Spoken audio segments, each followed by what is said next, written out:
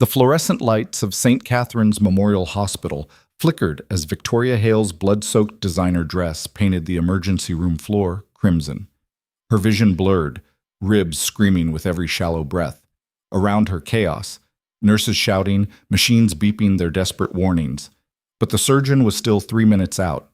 3 minutes she didn't have. Then a figure in a security uniform dropped to his knees beside her, his voice impossibly calm, cutting through her terror. "Listen to me carefully. You're not dying tonight. I won't let you." His hands moved with surgical precision across her chest, checking wounds no guard should know how to assess. Victoria's fading consciousness registered one impossible thought. Who is this man? Before we continue with Victoria's fight for survival and the collision of two worlds that should never have met, hit that like button and drop a comment telling me what city you're watching from. I want to see how far this story travels. Now let's go back to where it all began.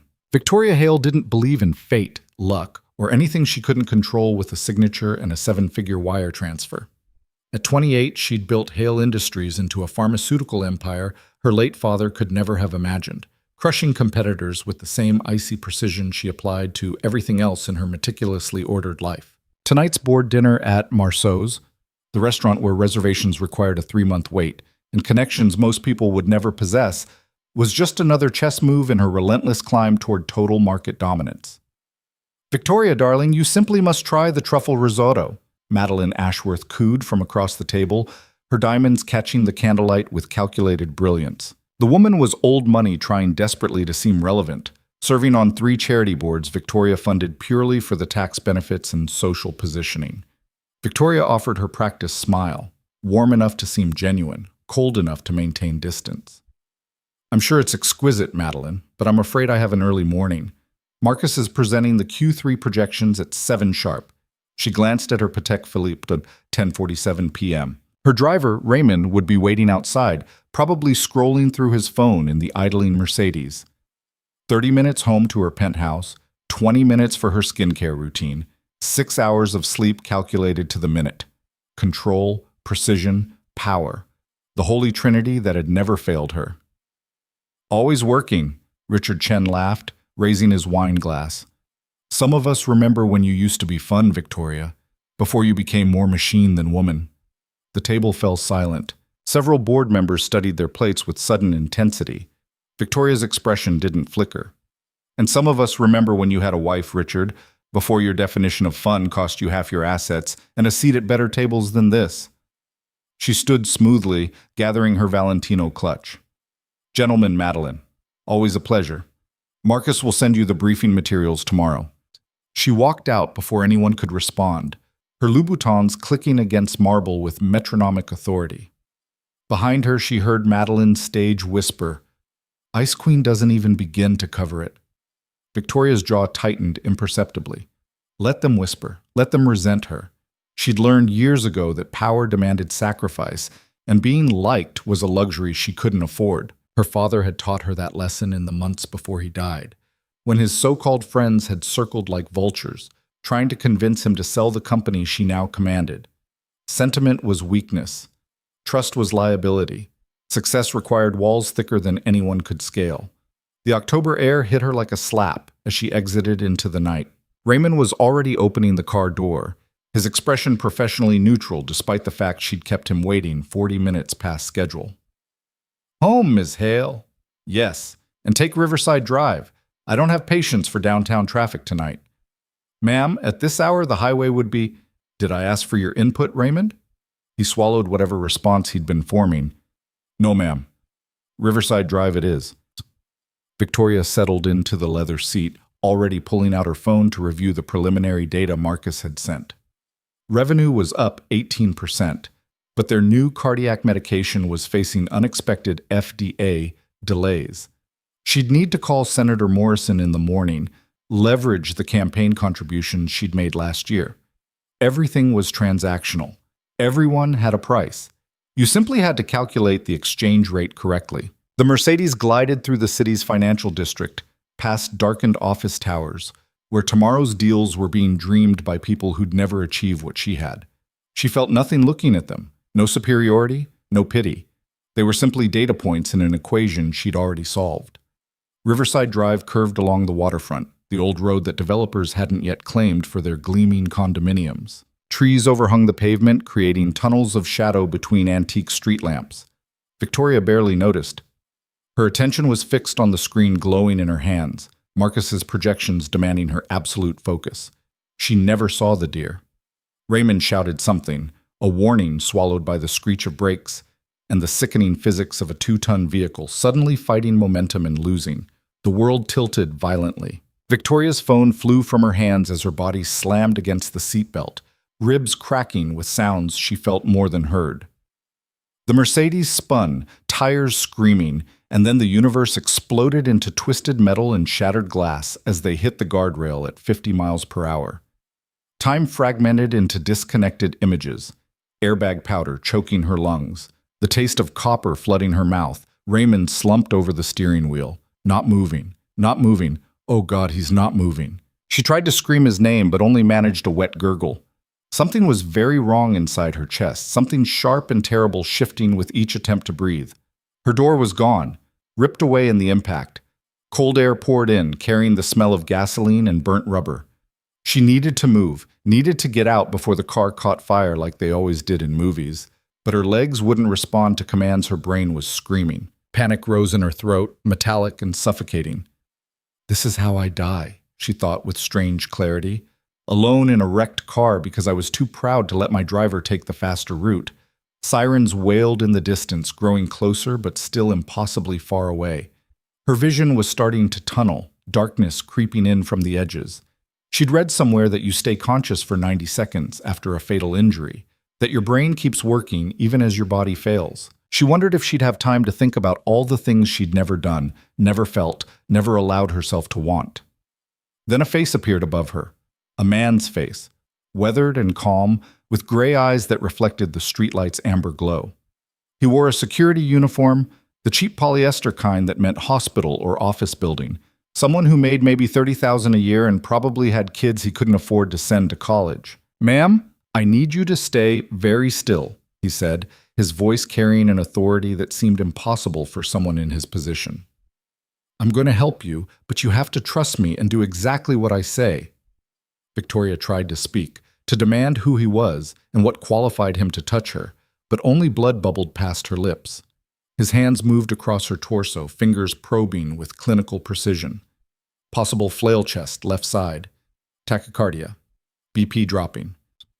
He wasn't talking to her. He was narrating to himself with the detached efficiency of someone who'd done this 100 times before. "Pneumothorax likely. We need to move fast." "Please," Victoria managed to whisper, each word agony. "It hurts. Make it stop." Something shifted in his expression. Not pity, exactly, but recognition. Like he'd heard those exact words before, in circumstances he'd rather forget. "I know it hurts," he said quietly, meeting her eyes. "But pain means you're alive, and I'm going to keep you that way. My name is Daniel. I need you to focus on my voice and breathe with me. In for 3, out for 3. Can you do that?" She wanted to tell him she didn't take orders from security guards, that she had a personal physician on call who charged $500 for a phone consultation, that this whole situation was beneath her, and someone would pay for the incompetence that led to it. But the darkness was closing in faster now, and his voice was the only solid thing in a world turning to smoke. "In for 3, Daniel repeated, his hands never stopping their assessment, checking Raymond's pulse with 2 fingers against the driver's neck. "Good. You're doing great. Stay with me, Victoria." She hadn't told him her name. How did he know her name? "Ambulance is 3 minutes out," someone else said. A woman's voice, shaky and young. "Oh my God, there's so much blood." "Sarah, I need you to call St. Catherine's directly," Daniel said without looking up. "Tell them we're coming in hot with a high-speed MVC, multiple trauma, possible internal bleeding. Patient is Victoria Hale. Yes, that Victoria Hale. They'll want Dr. Morrison standing by." "The cardiothoracic surgeon? Daniel, is she—" "Just make the call." Victoria's mind was fracturing, consciousness slipping away in pieces. She caught fragments. Daniel carefully stabilizing her neck, his movements economical and precise. The distant wail of ambulances finally arriving. Voices shouting medical terminology she half recognized from the pharmaceutical trials her company conducted. And through it all, Daniel's steady presence, his hands never wavering, his voice never losing that impossible calm. "You're going to be okay," he told her as EMTs swarmed the scene. "I promise you'll see tomorrow, but you have to fight. Stay angry if that helps. Stay scared. Just stay here." The last thing she saw before darkness claimed her completely was his face, streaked with her blood and Raymond's, gray eyes holding hers with an intensity that felt like an anchor in a storm. Then, nothing. 18 hours later. Victoria woke to the antiseptic smell of hospital and the rhythmic beep of machines she recognized from her company's medical equipment division. Every breath felt like broken glass grinding in her chest. She tried to sit up and immediately regretted it, a groan escaping before she could stop it. "Easy." A woman in surgical scrubs appeared, gently pressing her back against the pillows. "You've got 3 cracked ribs, a punctured lung we had to reinflate, and a liver laceration that nearly killed you. No sudden movements for at least a week." Dr. Morrison. Victoria recognized her from hospital board meetings. Brilliant, expensive, and the only reason she was still breathing. "Raymond?" Victoria's voice came out as a rasp.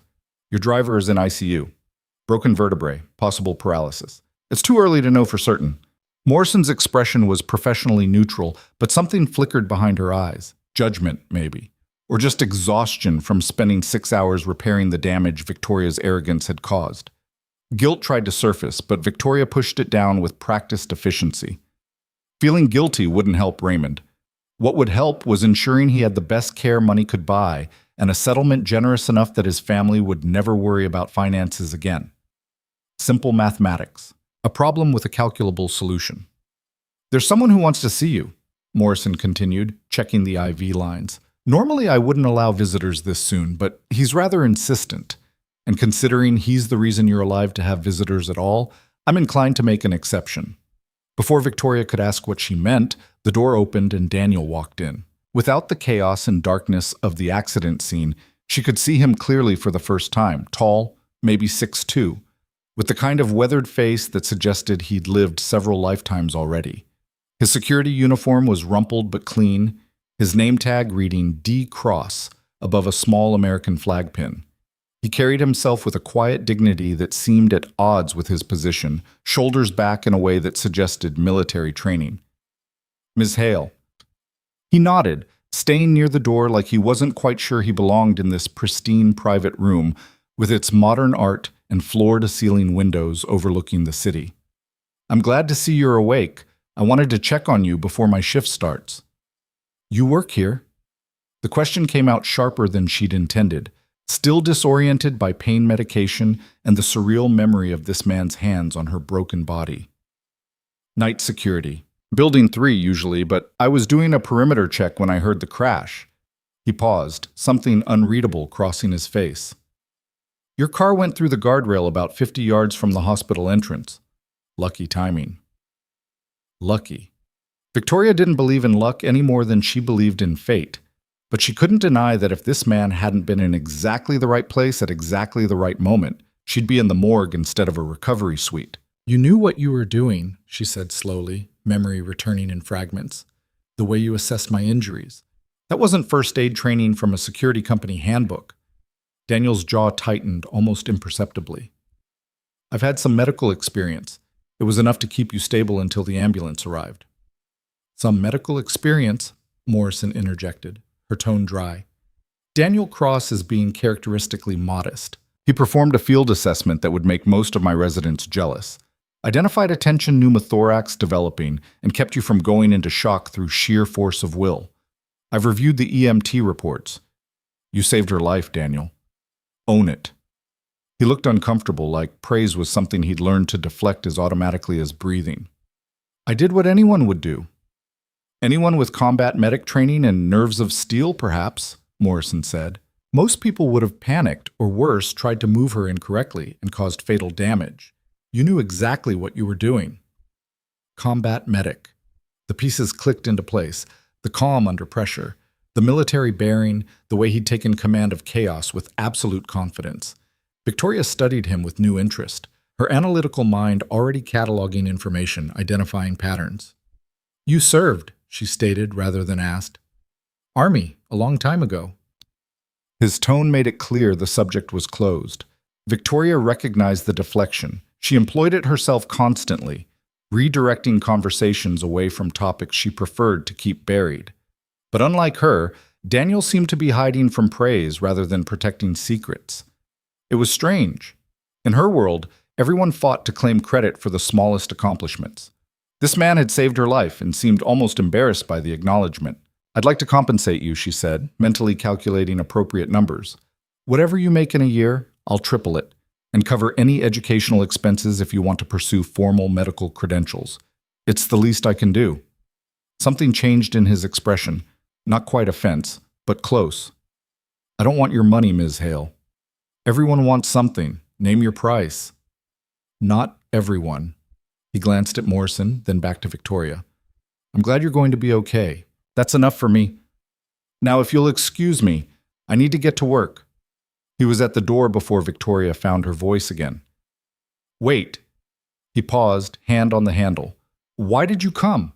If you don't want anything from me, why visit at all? Daniel turned, and for a moment she saw something in his eyes that looked like profound weariness, the kind that came from carrying weight no one else could see. Because 18 years ago, I couldn't save someone who mattered more than anything. And every person I help now is a chance to balance those scales, even though I know they'll never really balance. You don't owe me anything, Ms. Hale. I was just glad to be there when it counted. Then he was gone, leaving Victoria alone with Morrison, and the unsettling feeling that she'd just encountered someone who operated by rules she didn't understand. Rules that had nothing to do with profit margins or strategic advantage or any of the principles that governed her entire world. That, Morrison said quietly, is the most interesting man working in this hospital, and I include the entire surgical department in that assessment.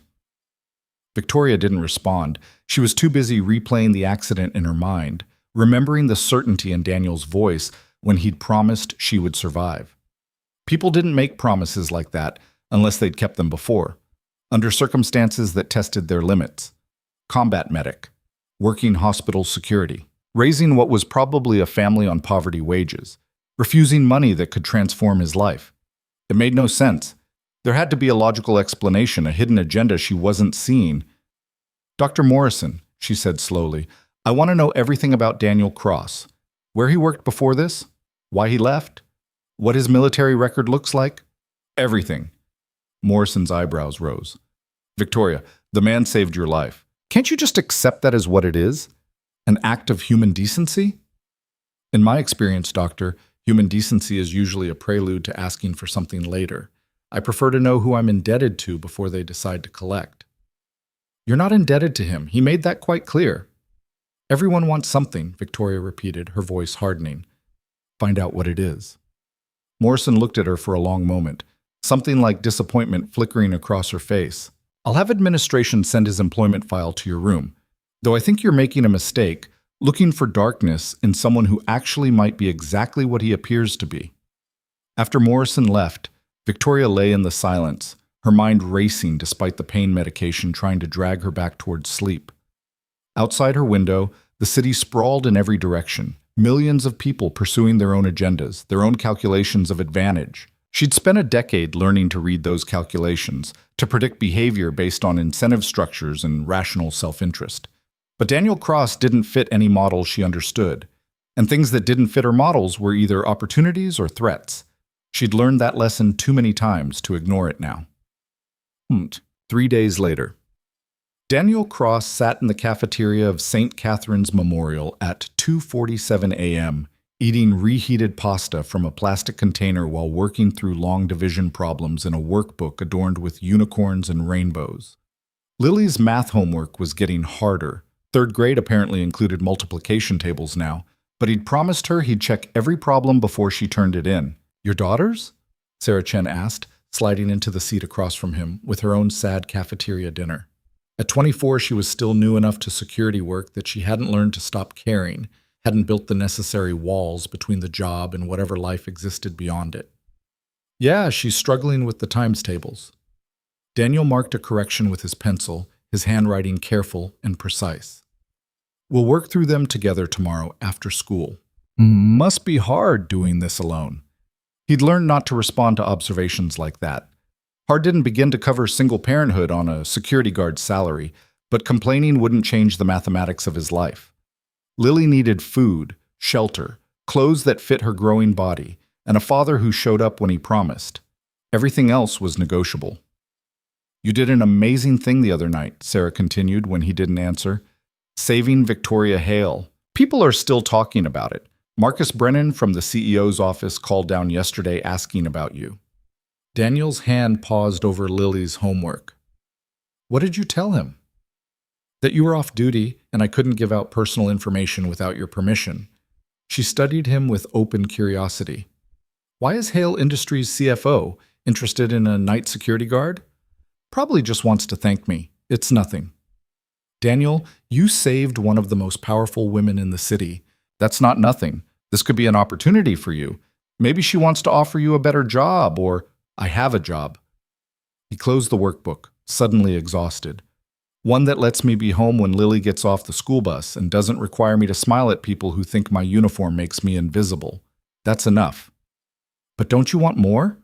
You're brilliant. Everyone knows it. The way you handled that emergency, you could be—" "Sarah." His voice was gentle, but final. "I appreciate what you're trying to do, but I've had more. I've had responsibility and pressure and people depending on me for things that mattered more than money or status. And I've learned that the only person who really depends on me now is an 8-year-old girl who needs her father to be present and stable and there. This job gives me that. Nothing else matters." Sarah looked like she wanted to argue, but something in his expression stopped her. Daniel had perfected that look over 18 years, the one that said the conversation was over without being unkind about it. Most people respected it. The ones who didn't usually learned to eventually. His radio crackled. "Cross, you there?" Daniel keyed the mic. "Copy. Go ahead." "Got a situation in the executive wing. Victoria Hale is requesting to see you. Says it's important." His stomach tightened. He'd been avoiding the executive floors for 3 days, taking routes through the building that kept him far from the recovery suites where wealthy patients paid $5,000 a night for rooms that looked more like luxury hotels than hospitals. He'd known this moment would come. People like Victoria Hale didn't let debts go unpaid, even when you explicitly told them there was no debt, but he'd hoped for more time to prepare. "Tell her I'm in the middle of a patrol," he said. "I can stop by during my break in about 2 hours." She was pretty insistent it needed to be now, Cross. Of course she was. People like her didn't understand the concept of waiting. The world bent to their schedules, their demands, their vision of how things should be. He remembered that certainty in her eyes, even as she'd been bleeding out, the assumption that she could control outcomes through sheer force of will. "On my way," he sighed, standing and gathering Lily's homework. Sarah gave him a sympathetic look. "Good luck." "I don't need luck. I just need to make it clear I did my job and nothing more." 5 minutes, in and out. It took him 7 minutes to reach the executive wing, partly because he walked slowly, stealing extra moments to prepare himself for a conversation he didn't want to have. The floor was quiet at this hour, most patients sedated into chemical sleep. The only sound, the soft beep of monitors, and the occasional murmur from the nurses' station. Victoria's room was at the end of the hall, distinguished from the others by the private security guard stationed outside. Not hospital security, but some private firm that probably charged more per hour than Daniel made in a day. The guard nodded at his uniform and stepped aside. Daniel knocked softly and entered before he could talk himself out of it. Victoria sat propped against pillows, her laptop open on the bed table despite the late hour. She looked better than she had 3 days ago. Color returned to her face, the oxygen cannula removed, but still fragile in a way that seemed to anger her. Her dark hair was pulled back in a severe bun, and she'd somehow managed to apply makeup that made her look almost normal, like she wasn't recovering from near-death trauma. "Mr. Cross." She closed the laptop with a decisive click. "Thank you for coming." "Ma'am." He stayed near the door, hands clasped behind his back in a posture that was pure muscle memory from another life. "I heard you wanted to see me. Please, sit." She gestured to the chair beside her bed. "I'm fine standing. I can't stay long. I'm on duty." Something flickered in her expression, annoyance maybe, at his refusal to follow her script. "Then I'll be brief. I've reviewed your employment file. You're qualified for significantly better positions than night security. I'd like to offer you a job at Hale Industries, Director of Corporate Safety, reporting directly to me. Salary of $200,000 plus benefits and equity. You'd oversee emergency protocols, medical response teams, and security infrastructure across all our facilities. Daniel felt the words land like punches, each one precisely calculated to be impossible to refuse. $200,000. That was enough to move Lily to a better school district, to stop choosing between fixing the car and fixing her cavity, to give her the kind of stability he'd never been able to provide. It was enough to change everything.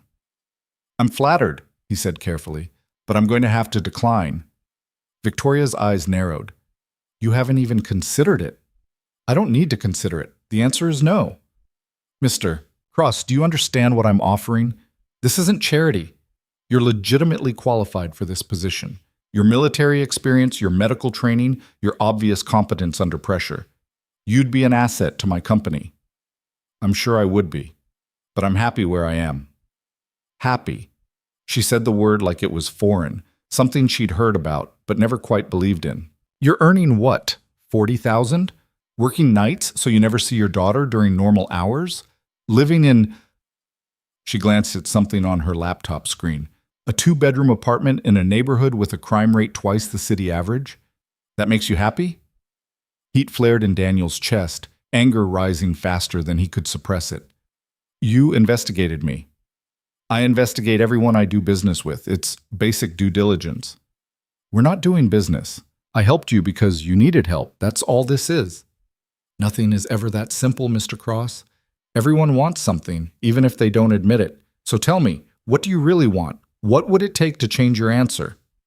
Daniel looked at her, really looked at her, and saw something that made his anger dissolve into something closer to pity.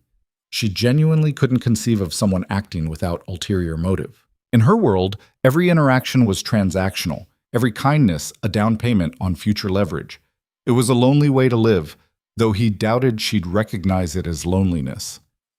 What I want, he said quietly, is for you to recover fully, to go back to running your company and living your life, and to forget I exist because I'm not part of your world, and I don't want to be. That's it.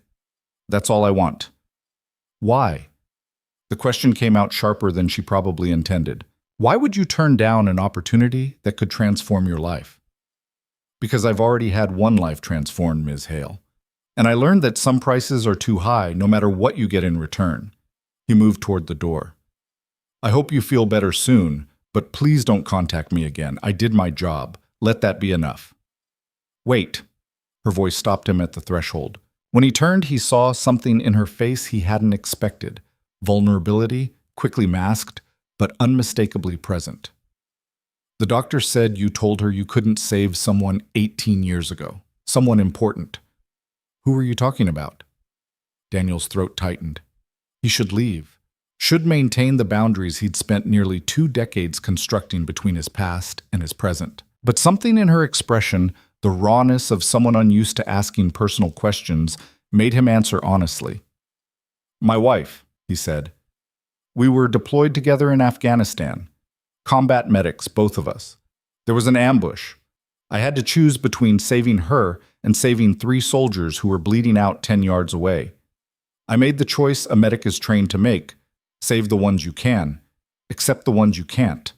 His voice remained steady through sheer force of will. She was gone before I finished triaging the others. I've spent every day since trying to make that choice mean something.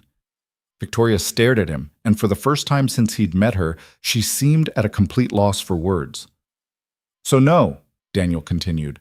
I don't need your money, or your job, or your guilt. I just need to keep doing what I'm doing, saving the people I can save, and getting home in time to make my daughter breakfast before school. That's the only life I want. The only one I've earned.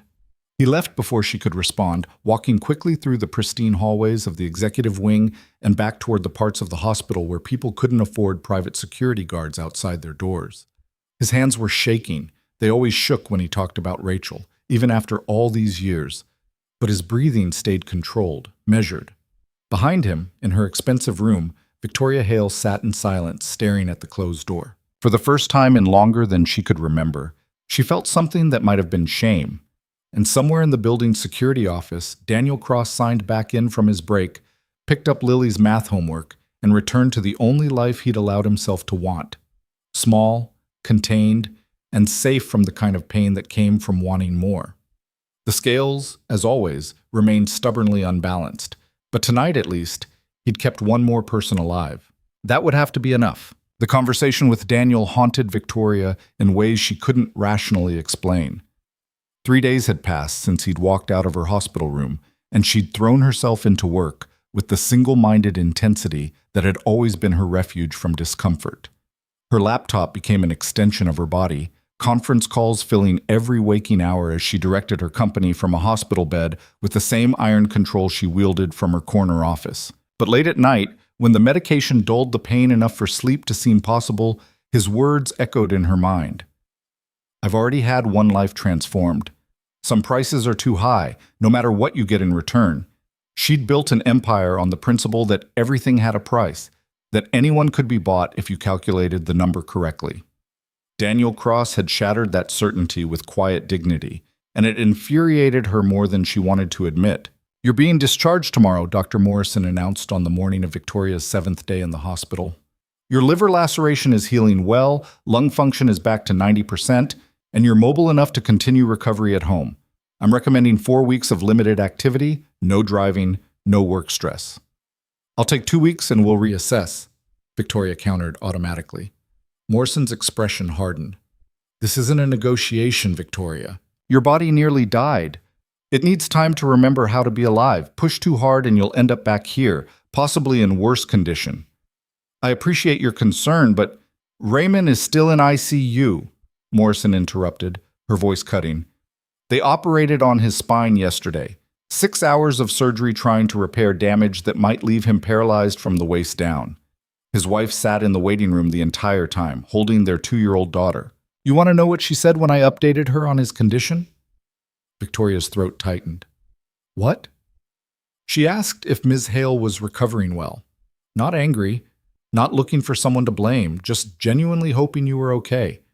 Morrison leaned against the wall, suddenly looking exhausted. "Some people in this world still believe in grace, Victoria, in caring about others even when it costs them something. Maybe you should think about that while you're recovering." After Morrison left, Victoria sat in silence, staring at the financial reports on her screen without really seeing them. Raymond's daughter was 2 years old, the same age Victoria had been when her mother died of an aneurysm, leaving her father to raise her alone with all the emotional availability of a glacier. She'd learned early that sentiment was dangerous, that attachment led to pain, that the only reliable thing in life was your own competence and the power it brought you. But somewhere along the way, she'd stopped distinguishing between protecting herself and becoming incapable of connection. The walls had grown so high she couldn't see over them anymore, couldn't remember what it felt like to care about something that didn't advance her strategic position. Her phone buzzed. Marcus Brennan, her CFO, with the morning update she'd demanded despite being officially on medical leave. "The FDA meeting is tomorrow," Marcus said without preamble. "Without you there, I'm concerned Senator Morrison won't push as hard for expedited approval. I'll call her this afternoon." "Victoria, you nearly died last week. Maybe this is a sign you need to step back. Let the rest of us—" "The rest of you are competent administrators, Marcus. But I built this company and I know exactly how much pressure to apply to every lever." "I'll make the call." She heard him sigh, a sound she'd heard from countless people who'd tried to tell her she was pushing too hard, working too much, sacrificing too much of herself on the altar of success. She'd ignored them all. Success required sacrifice. Everyone knew that. The only question was whether you had the stomach to make the cuts that needed making. Her discharge the next morning was a production involving 3 security personnel, Marcus hovering with a company car, and a nurse pushing a wheelchair Victoria refused to sit in until Morrison threatened to keep her another week. The October sun felt too bright after a week of artificial hospital lighting, the city noise too loud after days of controlled quiet. "Where to, Ms. Hale?" Marcus asked as they settled into the Mercedes, a different one than Raymond had been driving, though she tried not to think about that. "The office." "Victoria, the doctor said—" "I know what the doctor said. I need 2 hours at the office, then you can drive me home. The FDA call is at 3, and I need the updated trial data before I talk to the senator." Marcus opened his mouth to argue, then apparently thought better of it. They drove in silence through downtown, past the construction sites and financial towers that represented the city's relentless upward climb. Victoria had always drawn energy from that hunger for more, that refusal to accept limits. Now it just looked exhausting. Her office occupied the entire top floor of the Hale Industries Tower, floor-to-ceiling windows offering panoramic views of the city sprawling below. Her assistant, Jennifer, had clearly been warned about her condition because she appeared with painkillers and water before Victoria had even sat down. "The Carmichael presentation is ready for your review," Jennifer said, "and legal needs your signature on the merger documents by Friday. Oh, and there have been about 30 requests for interviews about the accident. I've been declining them all per your standing media policy." "Good. Anything else?" Jennifer hesitated, exchanging a glance with Marcus that Victoria didn't miss. "What?" Victoria demanded. "There's been some internal discussion," Marcus said carefully, "about making a public statement regarding the accident, acknowledging Raymond's sacrifice, perhaps establishing a fund for his family. It would be good for company morale, and frankly, the optics. Raymond's medical expenses are covered completely, and his family will receive his full salary for as long as necessary. I've already arranged it." "That's generous, but people are asking questions about what happened. About why you were on Riverside Drive instead of the highway, about whether my arrogance nearly killed my driver." Victoria's voice came out colder than she'd intended. "I'm aware of the speculation, Marcus. Handle it however you think best. Issue a statement, establish a fund, do whatever the PR team recommends. I trust your judgment." The words felt strange in her mouth. She couldn't remember the last time she'd trusted anyone's judgment more than her own. Marcus looked surprised, but nodded. "I'll draft something for your approval." The FDA call went as expected. Senator Morrison made appropriately supportive noises while hinting that additional campaign contributions might speed the approval process along. Victoria took notes with one hand while her broken ribs screamed protest with every breath, reminding her that bodies had limits even when minds refused to acknowledge them. By the time Marcus drove her to her penthouse, she was shaking with exhaustion, though she'd rather have died than admit it. The elevator ride to the 23rd floor felt interminable, her reflection in the mirrored walls showing someone she barely recognized, pale, fragile, diminished. Her apartment was exactly as she'd left it a week ago, immaculate, expensive, empty. No photos on the walls, no personal touches that might reveal something about the person who lived here. She'd hired a designer who specialized in what the magazines called sophisticated minimalism, which apparently meant spending $250,000 to make a home look like a hotel suite. She made it to the bedroom before the adrenaline that had sustained her through the day finally gave out. Collapsing onto the bed, still wearing the clothes Marcus had brought to the hospital, she let herself acknowledge what she'd been fighting since the accident. She was terrified. Not of death, exactly. She'd faced that in the wrecked Mercedes and found it less frightening than expected. What terrified her was the realization that if she had died, almost nothing would have changed. The company would continue under Marcus's leadership. The board would issue a respectful statement. Her obituary would list her accomplishments in dry financial terms. And within a year, she'd be a footnote, remembered more for the circumstances of her death than anything she'd built. No one would grieve her. Not really, because she'd never let anyone close enough to care about the person behind the balance sheets. Sleep claimed her before she could follow that thought to its logical conclusion, dragging her into dreams of twisted metal and Daniel Cross's gray eyes promising her she'd survive. The next 3 weeks passed in a haze of forced rest, conference calls from her apartment, and physical therapy sessions that left her gasping and furious at her body's weakness. Morrison called twice to check on her progress, sounding surprised each time that Victoria was actually following orders to limit her activity. "Marcus is doing well," Morrison mentioned during the second call. "The team seems almost relieved to have someone who listens to their input instead of dictating every decision." The observation stung more than Victoria wanted to admit. "I listen." "You tolerate, Victoria. There's a difference. But that's not why I called. I wanted to give you some good news. Raymond regained feeling in his legs yesterday. It's early, but the surgical team is cautiously optimistic he'll walk again." Relief hit Victoria with unexpected force. "That's wonderful. I'll call his wife. She'd appreciate that. She asks about you every time I see her. I think she's hoping you'll visit." Victoria ended the call without committing to anything. Visiting Raymond meant facing the consequences of her decisions, meant acknowledging that her need for control had nearly destroyed a family. It was easier to write checks, to handle everything from a safe emotional distance where guilt couldn't gain purchase. But Morrison's words stayed with her. She asks about you every time I see her, not with anger or blame, but with genuine concern. It didn't make sense. Victoria had nearly killed the woman's husband through sheer arrogance, and she was worried about Victoria's recovery? On week 4 of her medical leave, Victoria finally returned to the hospital. Not to her office, but to the ICU, where Raymond had been moved to a private recovery room, paid for by Hale Industries, naturally, with round-the-clock nursing care and every possible comfort. She found him sitting up in bed, his wife, Elena, beside him, reading aloud from what looked like a children's book. Their daughter, a tiny thing with dark curls and her father's gentle eyes, was asleep in Elena's lap. Raymond saw her first. His expression registered surprise, then something that might have been relief. "Ms. Hale, I'm glad you're all right." The words were so genuine, so devoid of accusation, that Victoria felt something crack in her chest. "Raymond, I'm so sorry. I should have listened to you about the route. I should have—" "Please don't." He held up a hand, his voice kind. "It was an accident. The deer came out of nowhere.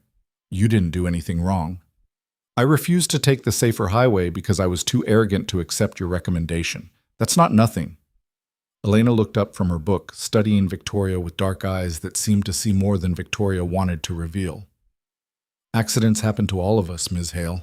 What matters is what we do after. You've taken care of Raymond's medical bills, his salary, everything we needed without us having to ask. That speaks to who you are." "It's the least I could do," Victoria said quietly. "The least would have been the legal minimum. You've given us security and hope. That's more than least." Elena shifted her sleeping daughter gently. "Dr. Morrison mentioned you were in the car too, that you nearly died. I've been praying you were recovering well." There was that word again. Praying. Victoria had learned to edit religious references from her own speech, understanding they made some people uncomfortable, but hearing it from Elena felt different. Less like proselytizing and more like genuine care from someone who had every reason to hate her. "I'm better," Victoria managed. "The doctors say I'll make a full recovery."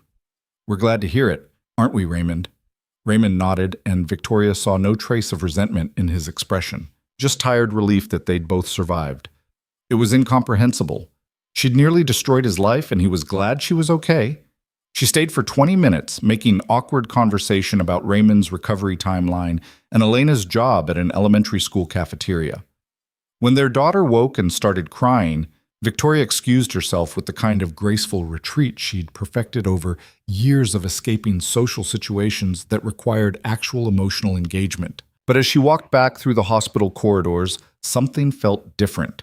The walls that had always protected her felt less like armor and more like prison bars, keeping out not just pain, but everything that made life something more than an endless competition for resources and status. She found herself walking toward the security office without consciously deciding to go there. Through the window, she could see the night shift arriving. Sarah Chen checking in with her usual bright energy, an older man whose name Victoria didn't know, organizing patrol schedules on a whiteboard. No sign of Daniel Cross. "Can I help you, Ms. Hale?" Sarah appeared in the doorway, surprised but professional. "I was looking for Daniel. Is he working tonight?" Sarah's expression became carefully neutral. "He switched to the morning shift 3 weeks ago. Said he wanted to be home for his daughter's bedtime. Is there something I can help you with?" Morning shift, which meant he deliberately avoided any chance of running into Victoria during her late-night conference calls and therapy sessions. The message was clear: stay away. "No, thank you. I was just hoping to thank him again." "I can pass along a message if you'd like." Victoria almost said yes, then stopped herself. What would she say? Thank you for saving my life and then refusing to let me pay you back, forcing me to sit with the uncomfortable reality that not everything is transactional. That didn't fit on a greeting card. "That's all right. Thank you, Sarah." She was almost to the elevator when Sarah called after her. "Ms. Hale, for what it's worth, I think what you did for Raymond and his family was really good. Daniel would too, if he let himself admit that you're capable of being more than he thinks you are." The elevator doors closed before Victoria could formulate a response. That night, Unable to sleep despite the medication Morrison had prescribed, Victoria did something she hadn't done since college. She searched for information about someone for purely personal rather than professional reasons. Daniel Cross's military record was partially sealed, but what was public painted a picture that made her earlier investigation seem superficial. Purple Heart, Bronze Star with Valor, multiple commendations for saving lives under fire, an honorable discharge after his wife's death in Afghanistan, followed by absolutely nothing. No job history, no social media presence, no digital footprint at all until he appeared on St. Catherine's payroll 5 years ago as night security. What did someone do for 13 years after their world collapsed? How did you go from decorated war hero to invisible hospital guard? And more importantly, why? She found one photograph from his military days, a formal portrait in dress uniform, looking younger but carrying the same quiet intensity she'd seen in his eyes. Standing beside him was a woman in matching uniform, dark-skinned and beautiful. Laughing at something outside the camera's frame. Rachel Cross, the caption read, though it gave no other information. Victoria stared at that photograph for longer than she could justify, studying the way Daniel's entire posture softened toward his wife, the way her hand rested on his shoulder with casual intimacy. They'd looked happy, genuinely happy, in a way Victoria wasn't sure she'd ever experienced or even believed was possible. And then she died, and Daniel had spent 18 years trying to balance scales that couldn't be balanced, saving strangers to make up for the one person he couldn't save. It was the saddest thing Victoria had ever heard, and also, in a way she couldn't quite articulate, the most beautiful. Her phone rang, shattering the 2 a.m. silence. Marcus, which meant either an emergency or more likely him working as late as she always did. The FDA approved our cardiac medication, he said without preamble. Full approval, not even conditional. It's a huge win, Victoria. The stock is going to jump 15% when we announce tomorrow. She should have felt triumph. This was what she'd been fighting for, what justified all the pressure she'd applied to Senator Morrison and the carefully calculated political contributions. Success. Victory. Proof that her methods worked. Instead, she felt nothing but a vague hollowness. That's excellent news, Marcus. Draft the press release and schedule the announcement for market open. I'll review your statement before it goes out. Are you all right? You sound strange. I'm fine, just tired. It's been a long recovery. Victoria, I need to tell you something, and I'm not sure how you'll take it. Marcus paused, clearly gathering courage.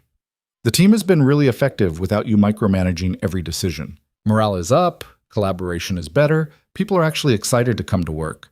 I think maybe when you come back, you should consider delegating more, trusting us to handle things without constant oversight. A month ago, Victoria would have heard that as borderline mutiny. Tonight, she heard something different. People asking to be seen as competent partners, rather than subordinates whose every move needed approval. I'll think about it, she said, surprising herself. After she hung up, she returned to the photograph of Daniel and Rachel, still glowing on her laptop screen. They'd built something real before it was taken from them. Meanwhile, Victoria had built an empire and somehow ended up more alone than the man who'd lost everything. At 3 a.m., she drafted an email to Marcus authorizing him to establish the Raymond Castellano Family Support Fund with an initial contribution of $5 million from her personal accounts, not company funds. Then she drafted another email to Morrison asking for Daniel Cross's home address. She deleted the second email before sending it. Some boundaries, once established, needed to be respected. Daniel had made his position clear. Forcing contact would only prove she'd learned nothing from their conversations. Instead, she opened a new document and began writing something she'd never written before.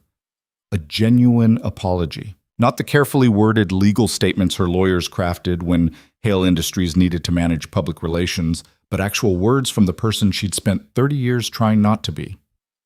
Dear Daniel, I don't expect you to read this, and I certainly don't expect a response, but I need to say it anyway. For my own conscience, if nothing else. You were right when you said I couldn't understand why someone would help another person without expecting something in return. You were right that I see every interaction as transactional, every kindness as a down payment on future leverage. And you were right that it's a lonely way to live, though you were kind enough not to say that part out loud. I visited Raymond today. His wife hugged me and thanked me for taking care of their family, even though I'm the reason he's in that hospital bed. She asked about my recovery with genuine concern, and I realized I couldn't remember the last time anyone cared about me as a person rather than as a signature on a contract. You asked me once what I really want. The truth is, I don't know anymore.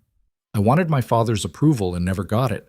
I wanted to build something that would outlast me, and I have, but it turns out legacy is cold comfort when there's no one to share it with. I wanted to prove I didn't need anyone, and I've succeeded brilliantly at becoming exactly that unnecessary to every human being on the planet. You saved my life, and I tried to repay you with money because money is the only language I speak fluently. But what you gave me wasn't a commodity to be traded, it was grace, unearned, undeserved grace. And I have no idea what to do with that, except say thank you, and mean it more than I've meant anything in years. I hope your daughter appreciates having a father who knows the difference between price and value. I hope you find whatever peace you're looking for in those scales you're trying to balance, and I hope someday I learn to be half as decent as you already are. Respectfully, Victoria. She read it 3 times, recognized it as the most vulnerable thing she'd written since her college admissions essays, and filed it in a folder on her desktop labeled Unsent. Some truths were meant for private acknowledgement, not public consumption. But writing it changed something. Acknowledging her isolation didn't make it less real, but it made it feel less permanent. Like maybe, with enough effort and humility, she could learn to be the kind of person people cared about when they didn't have to. 3 days later, she returned to the office for real.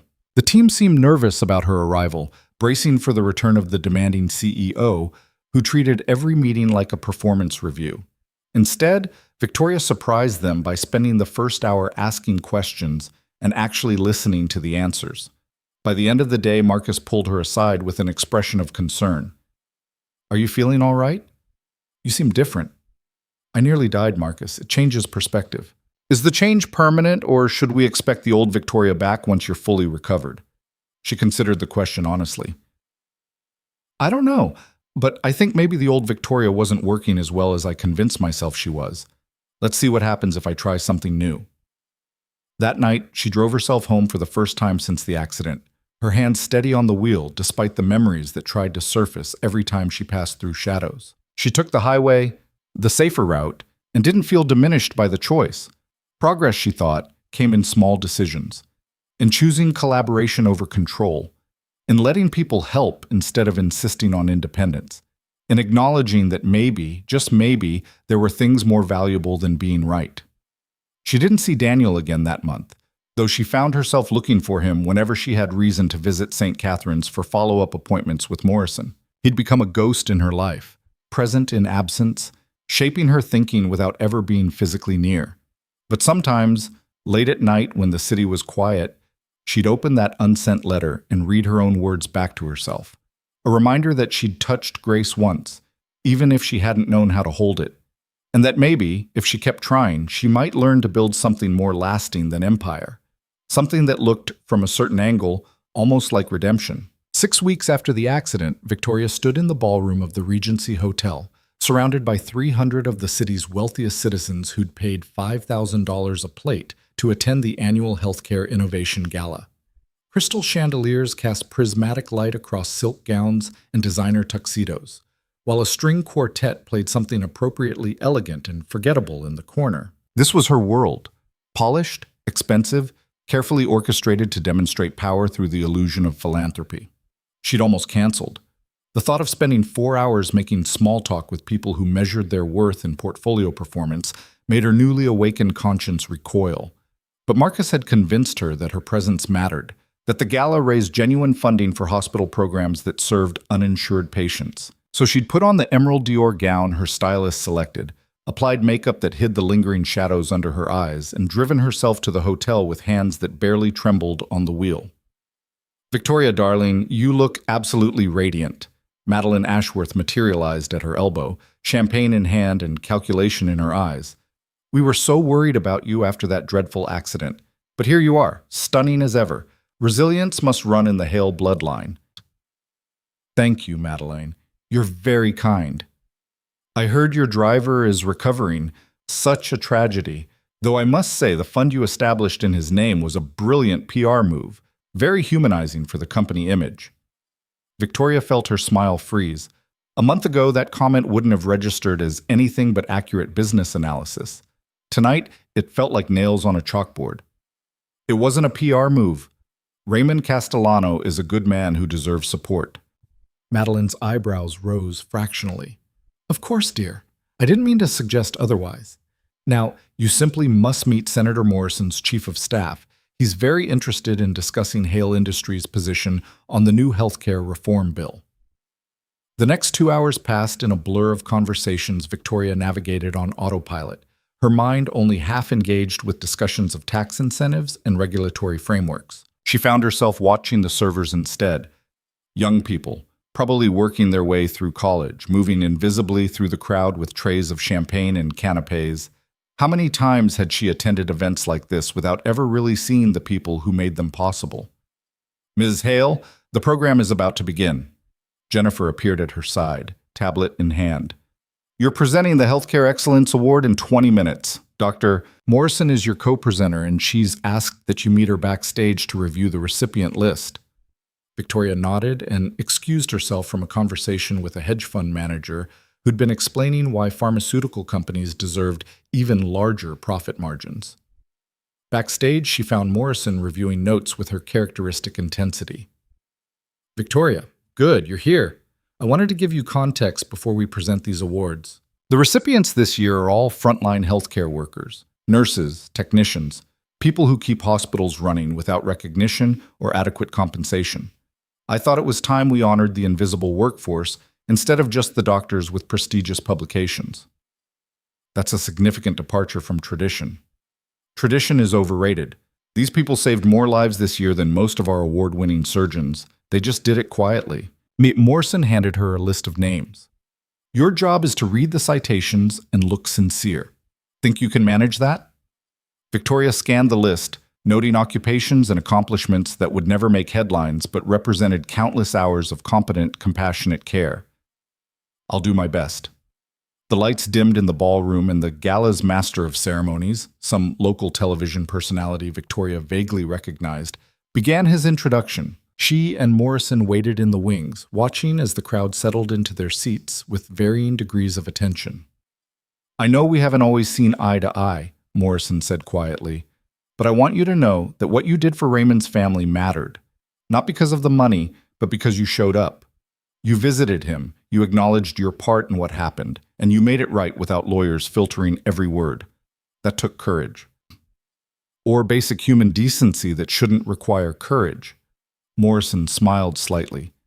In your world, decency often does require courage. I'm glad you're finding yours. They walked on stage to polite applause, Morrison taking the podium with the ease of someone who'd given 1,000 speeches. Victoria stood to the side, hands clasped in front of her, trying not to think about how many people in this room viewed her as nothing but a balance sheet in expensive clothing.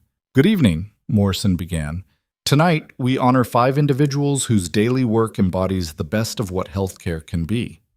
They won't give you inspiring TED Talks or publish groundbreaking research, but they show up every day and make the impossible seem routine through sheer dedication and skill.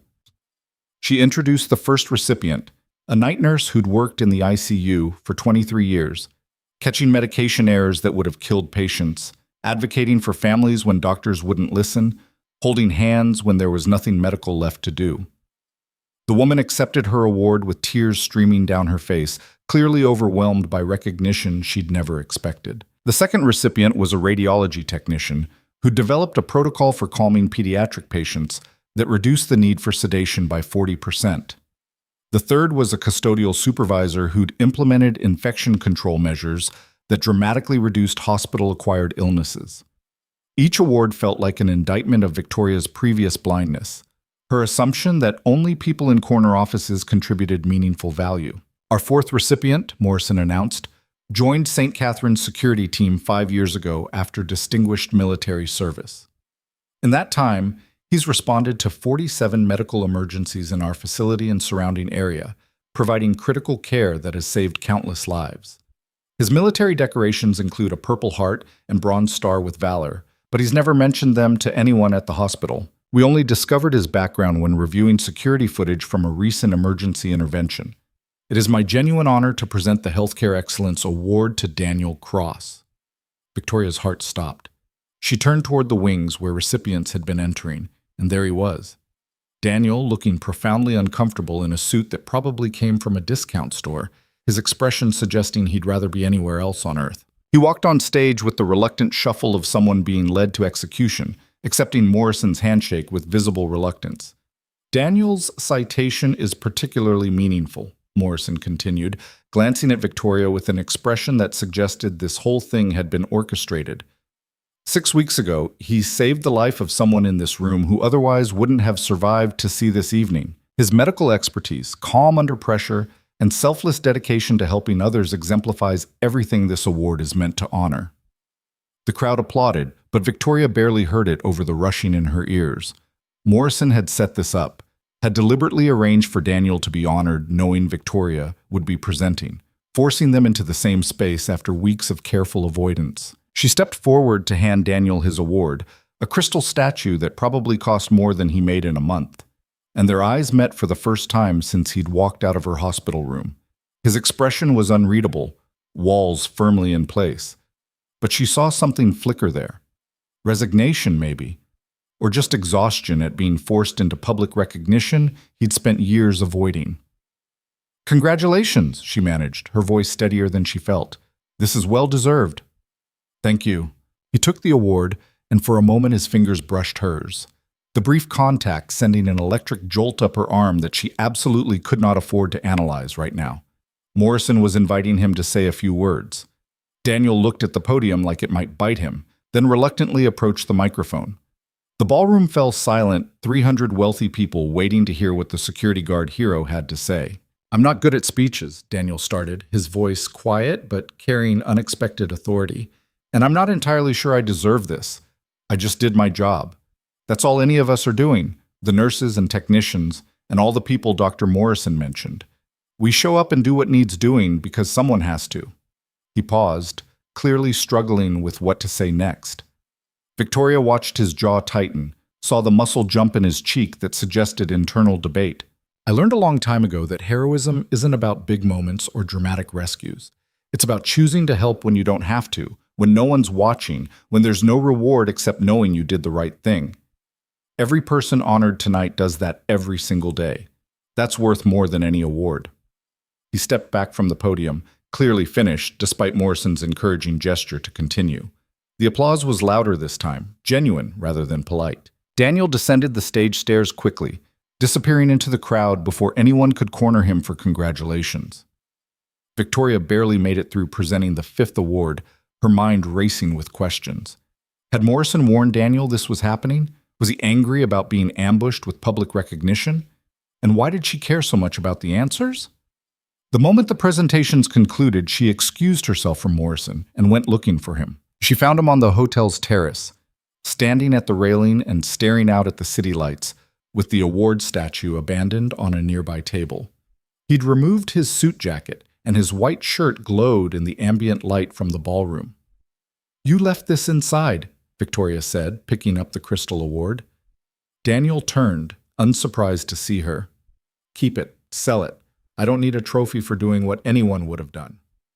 Not anyone. Most people would have panicked or frozen or done the wrong thing trying to help. You saved my life with skill and compassion I had no right to expect from a stranger. We've had this conversation already, Ms. Hale. I don't want your gratitude or your money or your guilt. I just want to go home to my daughter. Then why did you come tonight? You could have declined the award. His expression turned rueful. Dr. Morrison is persuasive. She called it mandatory employee appreciation. I didn't realize it would be this whole production. Victoria set the award back on the table, suddenly feeling the weight of the evening pressing down on her shoulders. She set us up, forced us into the same space because she thinks there's some lesson I need to learn about recognizing the value of people I've spent my life ignoring. Is there?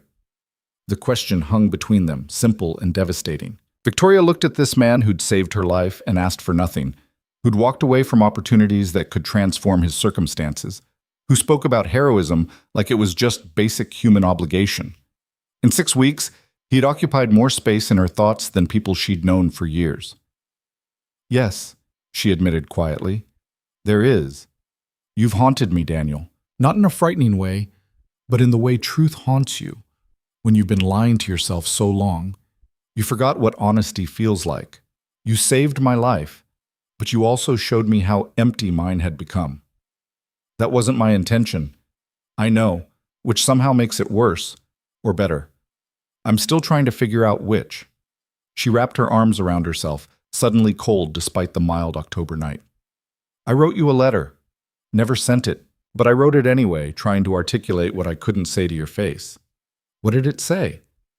That you were right about everything, that I don't know how to exist outside of transactional relationships, that I've built an empire and ended up more alone than the man who lost everything 18 years ago. The words came easier now, lubricated by 6 weeks of self-examination. That I have no idea how to be a person people care about instead of just a signature on contracts. But Daniel was quiet for a long moment, his expression unreadable in the dim light. When he finally spoke, his voice was gentler than she expected. You visited Raymond, Morrison told me, said you apologized and meant it, that his wife actually liked you. Elena is inexplicably kind to someone who nearly killed her husband. Maybe she sees something in you that you don't see in yourself. He turned back to the railing, looking out at the city. I was angry at you after that first conversation, angry that you couldn't imagine someone helping without expecting payment. But the truth is, you're probably right about most people. We live in a world that runs on exchange rates and calculated advantages. You just had the honesty to acknowledge it out loud. That doesn't make it right. No, but it makes it understandable. He glanced at her, something shifting in his expression. What happened to your mother? The question caught her off guard. She died when I was 2. Aneurysm. My father raised me alone while building the company. He taught me that sentiment was weakness, that the only reliable thing in life was your own competence. I believed him, because what else could I do? And by the time I was old enough to question whether that was the whole truth, I'd already become exactly what he'd trained me to be. And what's that? Someone who confuses being powerful with being safe. Someone who thinks if she controls everything, nothing bad can happen. Someone who's terrified of needing anyone because needing people means they can hurt you. The admission hung in the air between them, more honest than she'd been with anyone in years. Daniel didn't respond immediately, just stood there absorbing her words like they meant something. My daughter asks about you sometimes, he said finally. She heard about the accident on the news, saw your picture, wanted to know if the lady I saved was okay. Victoria's throat tightened. What did you tell her? That you were recovering, that you were strong and would be fine. He smiled slightly. She asked if you were nice. I said I didn't know you well enough to say. What would you say now? I'd say you're trying. That counts for more than most people realize. Music drifted from the ballroom. The gala was moving into its dancing phase, couples swaying to something classical and refined. Victoria could see them through the windows, moving in practiced synchronization, performing connection without actually feeling it. She danced 1,000 dances like that, her body going through motions her heart had never engaged with. I don't know how to be different, she admitted. I want to be, but I don't have a map for becoming someone who isn't defined entirely by professional achievement and emotional isolation. You'd think at 28 I'd have figured out basic human connection, but apparently that didn't make it onto my curriculum. Daniel turned to face her fully, his gray eyes reflecting the city lights. You start small. You show up for people when it's inconvenient. You ask questions and actually listen to answers. You let yourself be wrong without treating it like death. You stop measuring every interaction by what you get out of it and start measuring by what you contribute. He paused. And you forgive yourself for not being perfect at it, because nobody is. Is that how you survived? After Rachel? His expression tightened at his wife's name. I didn't survive for a long time. I just existed, going through motions, raising Lily because she deserved a parent even if that parent was broken. It took years before I realized that surviving wasn't dishonoring Rachel's memory. It was honoring everything she believed about the value of helping others. She would have hated knowing I'd given up because losing her hurt too much. Victoria understood suddenly why he'd been so insistent about refusing her money, her job offers, her attempts to create obligation. He'd already paid the highest price possible. Everything else was just noise. I'm sorry, she said softly. For her death. For your loss. For not understanding that some pain can't be compensated for or managed with strategy. Thank you, that means more than you know. They stood in comfortable silence, two people who'd collided by accident and somehow ended up in a conversation neither had anticipated. Victoria felt something shifting inside her, walls she'd maintained for decades developing cracks that let in dangerous amounts of light. Inside the ballroom, someone was making an announcement, probably the charity auction that would conclude the evening. She should go back, perform her role, write checks that would assuage her conscience while maintaining careful emotional distance from actual need. Instead, she stayed on the terrace with Daniel, watching the city breathe below them. "Ms. Hale?" a voice interrupted from the doorway. Jennifer, looking apologetic. "I'm sorry to interrupt, but there's an emergency. One of the guests collapsed. They're calling for a doctor." Daniel was already moving before Victoria processed the words, his casual demeanor transforming instantly into focused competence. He grabbed his jacket and headed inside, Victoria following in his wake. The ballroom was in chaos. A crowd gathered near the silent auction tables, voices raised in panic, someone sobbing. Daniel pushed through without hesitation, dropping to his knees beside an elderly man lying unconscious on the floor. Victoria recognized him vaguely. Charles Pemberton, old money and older heart conditions, the kind of man who attended charity galas more from obligation than genuine philanthropy. "Call 911, Daniel ordered, his fingers already on Pemberton's neck checking for a pulse. "Tell them we have an elderly male, unresponsive, weak pulse, shallow breathing, possible cardiac event." He tilted Pemberton's head back, checking his airway with movements so practiced they looked choreographed.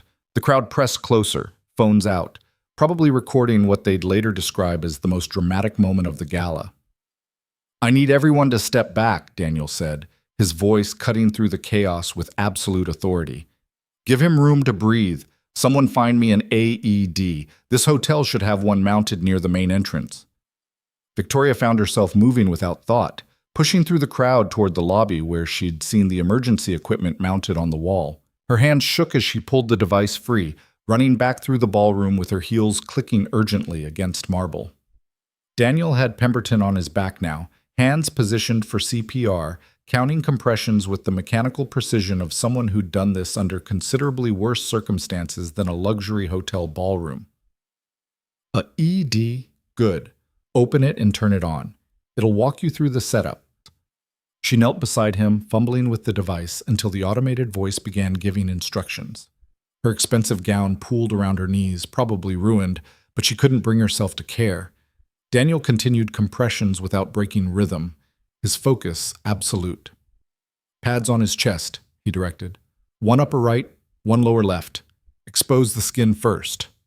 Victoria's hands were steadier now, following his instructions with the same precision she applied to board presentations. The crowd had gone silent, watching this strange partnership between the security guard and the CEO, both working with synchronized efficiency to keep a man's heart beating.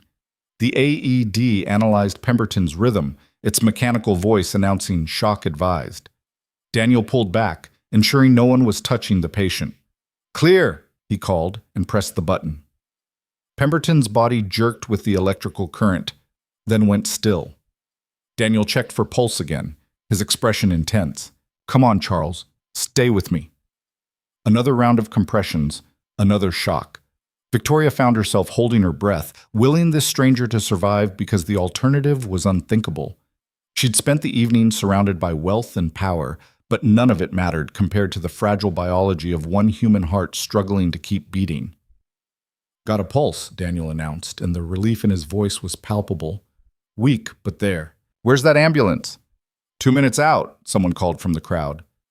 Daniel continued monitoring Pemberton, checking vitals, speaking to him in quiet reassurance, even though the man was still unconscious. Victoria stayed beside him, holding the AED in case it was needed again, acutely aware that she was witnessing something most of these wealthy guests had never seen: actual competence under pressure, life or death decisions made without committees or consultations. The paramedics arrived with controlled urgency, taking over with practiced efficiency. Daniel briefed them in rapid medical terminology Victoria only half understood, detailing interventions and timing with the precision of an after-action report. They loaded Pemberton onto a gurney, still working to stabilize him, and rushed toward the waiting ambulance. The crowd erupted in applause, but Daniel had already retreated toward the terrace exit, clearly done with public attention for the evening. Victoria followed, catching him just as he reached the door. "That was incredible," she said, slightly breathless. "You saved his life, in front of 300 people who will never forget what they saw tonight." His expression was grim. "I hate that they were watching. Hate that it'll become a story they tell at cocktail parties. A man nearly died and they'll remember it as entertainment. They'll remember it as proof that heroes exist. That skill and courage matter more than money or status." She touched his arm, making him meet her eyes. "You showed them something real tonight, Daniel, whether you wanted to or not." "I need to go. Lily's babysitter has to leave by 11. "Wait." Victoria pulled out her phone, made a decision that would probably haunt her. "Give me your number." He looked at her like she'd suggested something impossible. "Why?" "Because I want to check on Charles Pemberton tomorrow, and you'll know better than I will how to find out his condition. And because maybe Morrison was right that we needed to be forced into the same space. And because I'm tired of pretending I don't want to know how your story continues." Daniel hesitated, clearly torn between his instinct for isolation and something else Victoria couldn't quite read. Finally, reluctantly, he rattled off 10 digits she entered into her contacts with fingers that trembled slightly. "This doesn't mean anything," he warned. "I'm not interested in becoming part of your world, Victoria. I can't be whatever you're imagining." "I'm not imagining anything. I'm just tired of living in a world where the most interesting person I've met in years has to stay invisible because I'm too afraid of disrupting my carefully controlled existence." She met his eyes steadily. "You saved my life twice now. Maybe it's time I started actually living it."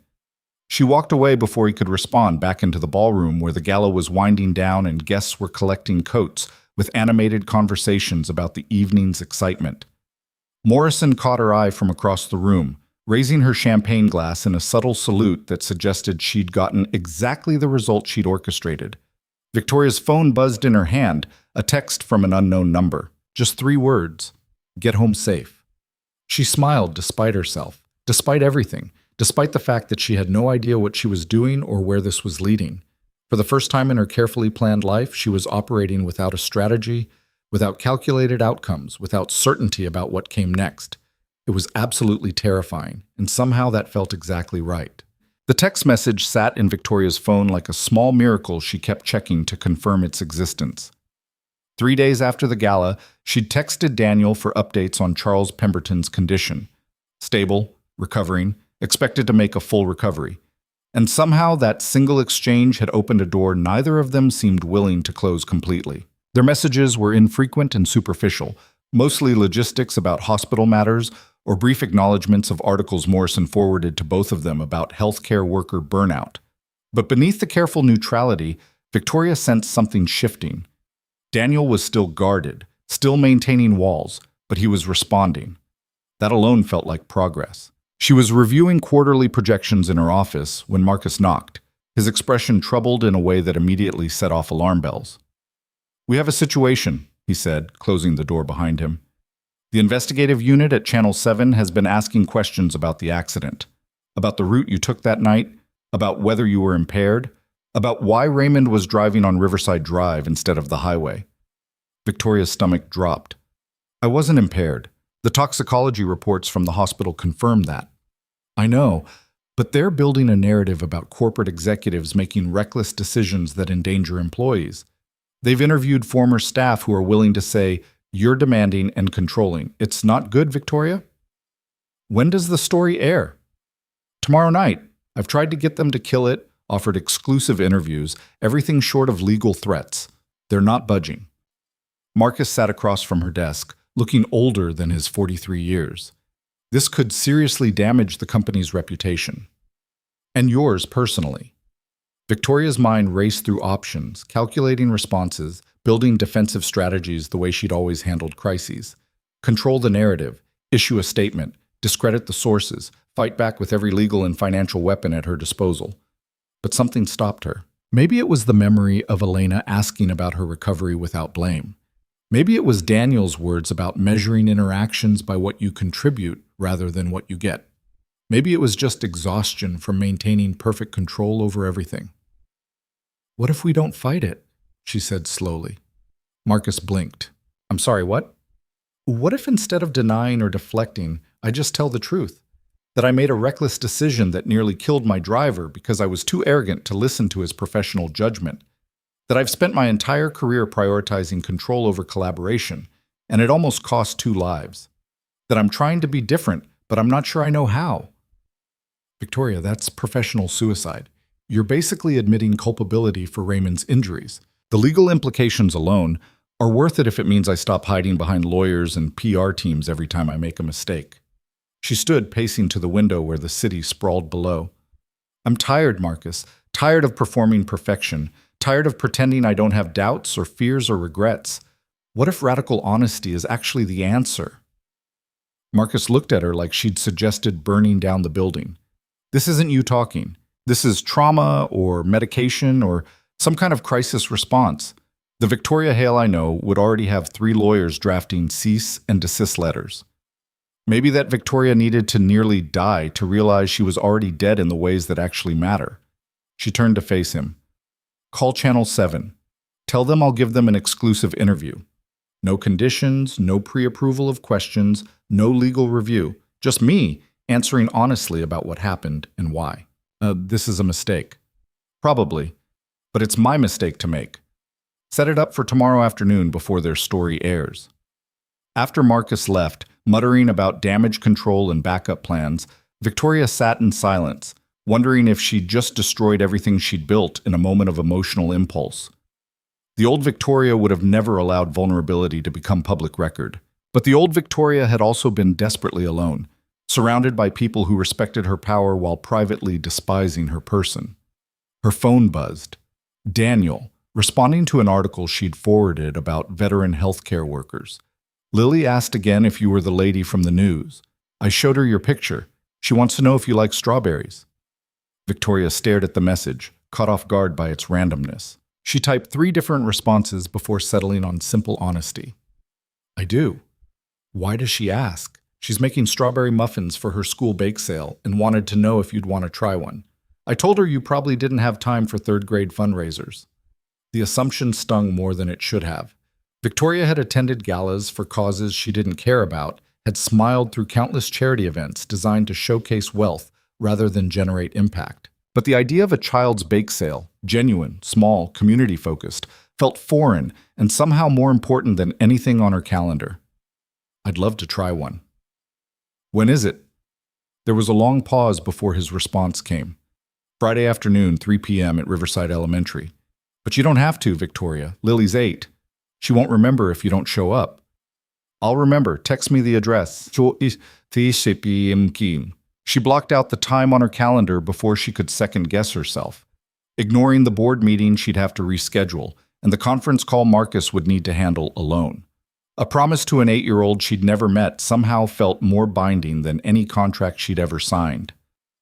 The Channel 7 interview happened in her office at 2 p.m. the following day. The reporter, Amanda Chen, was young and hungry, the kind of journalist who'd built a reputation for holding powerful people accountable. She sat up across from Victoria's desk with a camera operator and audio technician, her expression professionally neutral, but her eyes sharp. "Ms. Hale, thank you for agreeing to this interview. Thank you for the opportunity to set the record straight." Amanda's eyebrows rose slightly. Clearly, she'd expected more defensiveness. "Let's start with this night of October 12th. Can you walk me through your decision to take Riverside Drive instead of the highway?" Victoria took a breath, aware that everything she said would be broadcast to hundreds of thousands of viewers. The smart play was to hedge, to use careful language that admitted nothing actionable. Instead, she chose truth. "I made a reckless decision based on arrogance and impatience. My driver, Raymond Castellano, recommended the highway because it was safer and faster. I overruled him because I was annoyed and wanted to exert control. That decision nearly killed both of us and left Raymond with injuries that may affect him for the rest of his life. There's no version of that story where I'm not at fault." Amanda leaned forward, clearly not expecting such direct admission. "You're saying you take full responsibility for the accident?" "Yes. The deer was unpredictable. But we wouldn't have been on that road if I'd listened to Raymond's professional judgment. I prioritized my ego over his expertise, and he paid the price. That's on me. Sources describe you as a demanding boss who doesn't tolerate dissent. One former employee said you once fired someone for questioning your decision in a meeting. Is that accurate? Victoria felt the old instinct to deflect, to deny, to protect her reputation at all costs. She pushed past it.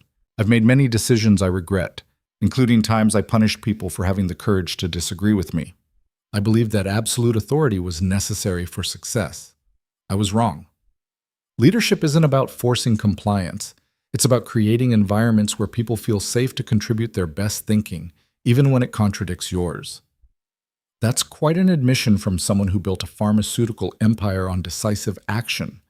Decisive action and collaborative decision-making aren't mutually exclusive.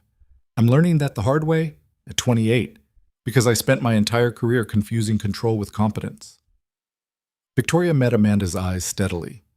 I don't expect viewers to feel sorry for me. I had advantages most people never get. Wealth, education, connections. I used those advantages to build something meaningful, but I also used them as shields against genuine human connection. The accident forced me to confront who I'd become, and I didn't like what I saw. Amanda shuffled her notes, clearly recalibrating her approach. What changed? People don't usually undergo this kind of transformation without catalyst. Victoria thought about Daniel's hands on her broken body, his voice promising she'd survive. About Elena hugging her despite having every reason to hate her. About Morrison orchestrating that gala presentation to force confrontation with uncomfortable truths. I was saved by someone who expected nothing in return, she said carefully. Someone who showed me what grace looks like when you're not calculating exchange rates. And I realized I'd spent so long treating every interaction as transactional that I'd forgotten how to simply be decent to people because it's the right thing to do. You're referring to Daniel Cross, the security guard who stabilized you at the scene? Victoria hesitated, protective instincts flaring. Daniel hadn't asked to be part of this story, had actively avoided recognition. But denying his role felt like another form of invisibility, another way of erasing people who didn't fit comfortable narratives. Yes, Daniel Cross saved my life and asked for nothing. Refused money, refused better job offers, refused to let me turn his compassion into obligation. It was the most confusing thing anyone had ever done to me, and it made me question everything I thought I knew about human nature. He also saved Charles Pemberton at the healthcare gala last week, correct? He did, in front of 300 people who finally saw what I hope I'm learning to see. That value isn't determined by salary or status. That the people we train ourselves to overlook are often the ones keeping the world functioning while we take credit for their work. The interview continued for another 20 minutes, Amanda pressing on difficult questions about company culture and Victoria's leadership style. Victoria answered each one with uncomfortable honesty, acknowledging failures and mistakes she'd spent years pretending didn't exist. It felt like standing naked in public, every vulnerability exposed, every imperfection cataloged for judgment. When Amanda finally called cut, she looked at Victoria with something that might have been respect. That was the most honest interview I've conducted with a CEO. Most of them lawyer every word to meaninglessness. I'm sure my lawyers are currently having heart attacks, Victoria said wryly, but I'm tired of hiding behind corporate speak. If I'm going to change, I need to start being honest about who I was and who I'm trying to become. The interview aired that night at 6. Victoria watched it alone in her penthouse, wine glass untouched beside her, as her own image confessed failures and shortcomings to anyone willing to listen. The old Victoria would have been furious at the vulnerability on display. The new Victoria, still forming, still uncertain, felt something that might have been relief. Her phone exploded with messages. Marcus, warning about stock price implications. Jennifer, fielding interview requests from a dozen media outlets. Morrison, sending a simple text that read, "Proud of you." And Daniel, hours after the broadcast ended, with words that made her throat tight. That took courage. Lily watched with me. She says you're brave. Victoria stared at that message for a long time, thinking about an 8-year-old's definition of bravery. Not the corporate version, aggressive expansion, hostile takeovers, crushing competition, Just simple honesty about being imperfect and trying anyway. Tell Lily I'll see her at the bake sale Friday, and thank you for watching. Don't thank me yet. You're about to face consequences. Truth always costs something. He was right. The next morning brought a shareholder meeting where 3 board members demanded her resignation, citing reputational damage and unstable leadership. Victoria listened to their arguments with unexpected calm, then made a counteroffer. Give her 6 months to prove that honest, collaborative leadership could be more effective than the authoritarian approach they were used to. If the company suffered, she'd step down voluntarily. The board agreed, mostly because the alternative was a messy public fight none of them wanted. Marcus looked worried but said nothing, probably calculating backup plans for when Victoria's experiment in vulnerability inevitably failed. But something unexpected happened. The interview went viral, not as scandal, but as example. Other executives began reaching out, asking how she'd found the courage to admit fault publicly. The company's employee satisfaction scores, previously abysmal, started climbing as people realized their CEO might actually listen to feedback. Raymond's story became a rallying point for workplace safety advocacy, with Victoria appearing alongside his wife Elena at a press conference announcing new industry standards. And through it all, Daniel remained a quiet presence in her phone. Occasional texts, brief exchanges that never ventured into personal territory but suggested he was paying attention. She didn't push for more, understanding that whatever this was, it needed space to develop at its own pace. Friday afternoon arrived with clear skies and the kind of autumn weather that made the city feel almost hopeful. Victoria had her driver, a new one, carefully vetted and explicitly instructed to override her route suggestions if safety demanded it, take her to Riverside Elementary. The school was in Daniel's neighborhood, the one her investigation had revealed as high crime and low income, where her $40,000 car stood out like a diamond in coal dust. The bake sale was set up in the gymnasium, long tables covered with homemade treats and hand-lettered signs advertising prices. Parents and teachers milled around, kids running between tables with the chaotic energy of freed prisoners. Victoria felt profoundly out of place in her business casual, surrounded by people in jeans and sneakers who belonged to a world she'd spent her life avoiding. Then she saw him. Daniel, standing near a table with a small girl beside him who had to be Lily. She had her father's gray eyes and dark curly hair pulled into messy pigtails, wearing a school uniform and an expression of intense concentration as she arranged muffins on a display plate. Victoria approached slowly, suddenly nervous in a way board meetings never made her. Lily saw her first, her eyes going wide. "Dad! Dad! It's her! It's the lady from TV!" She grabbed Daniel's arm, bouncing with excitement. "She really came!" Daniel turned, his expression carefully neutral, but something warming in his eyes when he saw Victoria actually standing there. "Hey, you made it!" "I keep my promises." Victoria smiled at Lily, who was staring at her with the unfiltered fascination of childhood. "You must be Lily. Your dad told me you make excellent strawberry muffins." Lily beamed. "I made them myself. Well, Dad helped with the oven part because I'm not allowed to touch it alone, but I did all the mixing and everything." "They're $2 each, and all the money goes to new art supplies for the school." "That sounds like a worthy cause. I'll take 6. 6? Lily's eyes went huge. "That's $12. I have a lot of colleagues who need to try good muffins." Victoria pulled out her wallet, extracting a $100 bill. "Actually, I'll take 12. And keep the change as a donation to the art fund."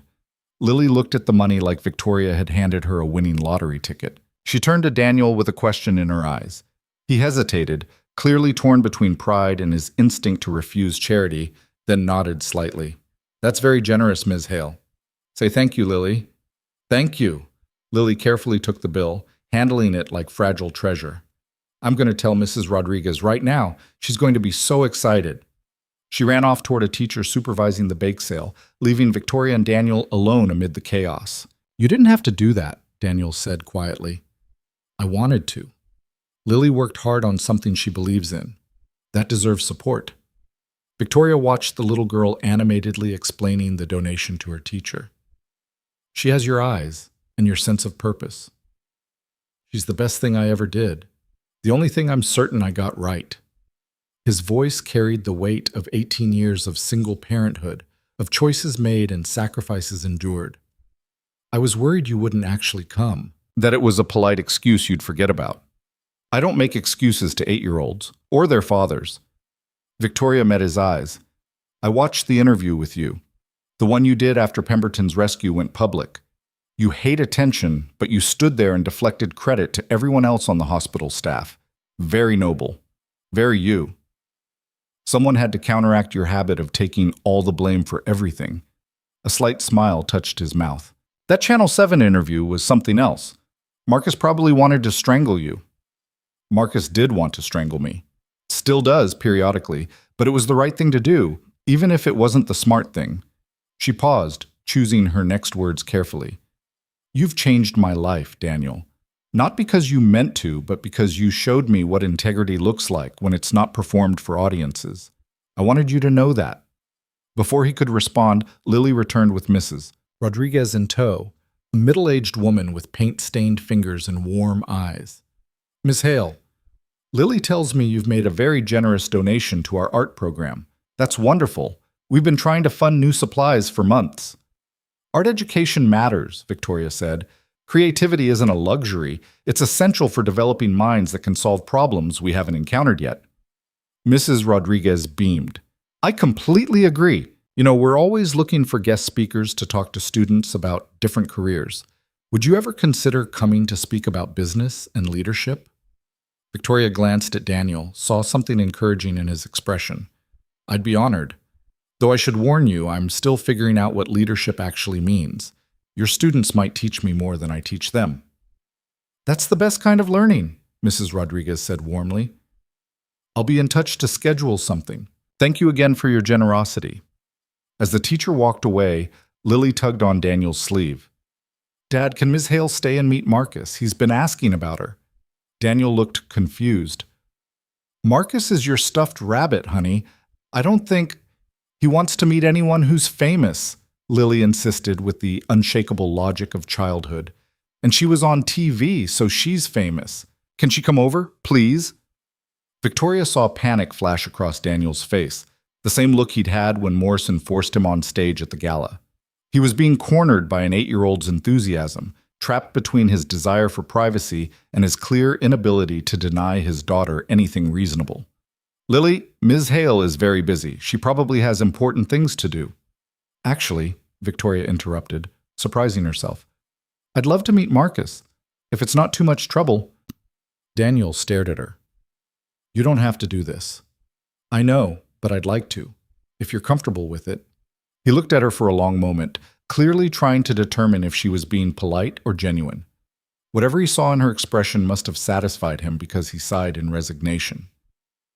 All right, but I should warn you, our apartment is nothing like what you're used to. And Marcus is actually kind of raggedy. Lily's had him since she was 2. I have zero expectations and genuine curiosity about your daughter's stuffed rabbit, Victoria said. Lead the way. They walked the 3 blocks to Daniel's building, Lily chattering the entire way about her favorite teachers and the mural her class was planning for the cafeteria. Daniel remained quiet, hands in his pockets, occasionally glancing at Victoria like he was still processing the fact that she was willingly entering his neighborhood. The apartment building was exactly what Victoria's investigation had described. Old but maintained, security gates slightly rusted, lobby smelling faintly of cleaning products and someone's cooking. They climbed stairs to the 3rd floor, Lily bounding ahead to unlock the door. Inside was small but clean, furniture obviously secondhand but arranged with care. Children's artwork covered the refrigerator, textbooks were stacked on a coffee table next to a worn medical manual, and photographs lined one wall. Daniel in military uniform beside Rachel, Lily at various ages, landscapes that might have been Afghanistan. It's not much, Daniel said quietly, but it's ours.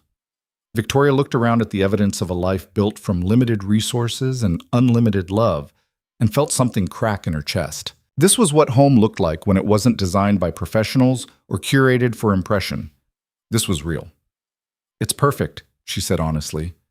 Lily emerged from a bedroom holding a stuffed rabbit that had clearly seen better days, one ear hanging by threads and stuffing visibly lumpy. This is Marcus. I named him after the senator who gave a speech at Dad's army ceremony. Dad said he was boring, but I liked the name. Victoria accepted the rabbit with appropriate solemnity. It's a pleasure to meet you, Marcus. Lily speaks very highly of you, Lily giggled. You're silly, he can't actually talk. Are you sure? He looks very wise. Dad says Marcus is a good listener. Sometimes I tell him things I can't tell Dad because Dad worries too much. Daniel's expression shifted, something vulnerable crossing his face. Lily, why don't you go change out of your school uniform? Ms. Hale and I will be in the living room. After Lily disappeared into her bedroom, Daniel gestured for Victoria to sit on the couch. He remained standing, clearly still uncertain about this whole situation. Thank you for being kind to her, he said quietly. She doesn't have a lot of adults in her life besides me and her teachers. Her grandparents died before she was born, and Rachel's family never forgave me for surviving when she didn't. They blamed you. I blame me. They just agreed. He sat finally, on the opposite end of the couch, maintaining careful distance. I should have saved her. That was my job, as her husband, as her partner, as someone who'd sworn to protect her.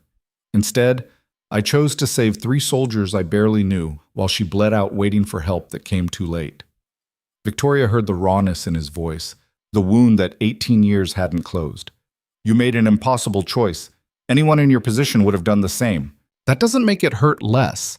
Doesn't make me feel less like a failure every time Lily asks questions about her mother that I can't answer because I was too busy keeping strangers alive to hold Rachel's hand when she died. Is that why you save people now? To make up for her? Partly, but also because I know what it feels like to be the person left behind. I know what it's like when someone you love doesn't come home because somebody somewhere had to make a choice about who lived and who died. He looked at her directly, gray eyes intense. I can't bring Rachel back, but I can make sure other people don't have to feel what I felt. That has to be enough, because it's all I have. Victoria understood suddenly why he'd been so adamant about refusing her money, her job offers, her attempts to create obligation. His entire life was constructed around a debt that could never be repaid, a loss that could never be recovered. Everything else was just noise. For what it's worth, she said gently, I think Rachel would be proud of what you've built, of the father you've been to Lily, of the lives you've saved, of the person you've remained despite the pain. You didn't know her. No, but I know you.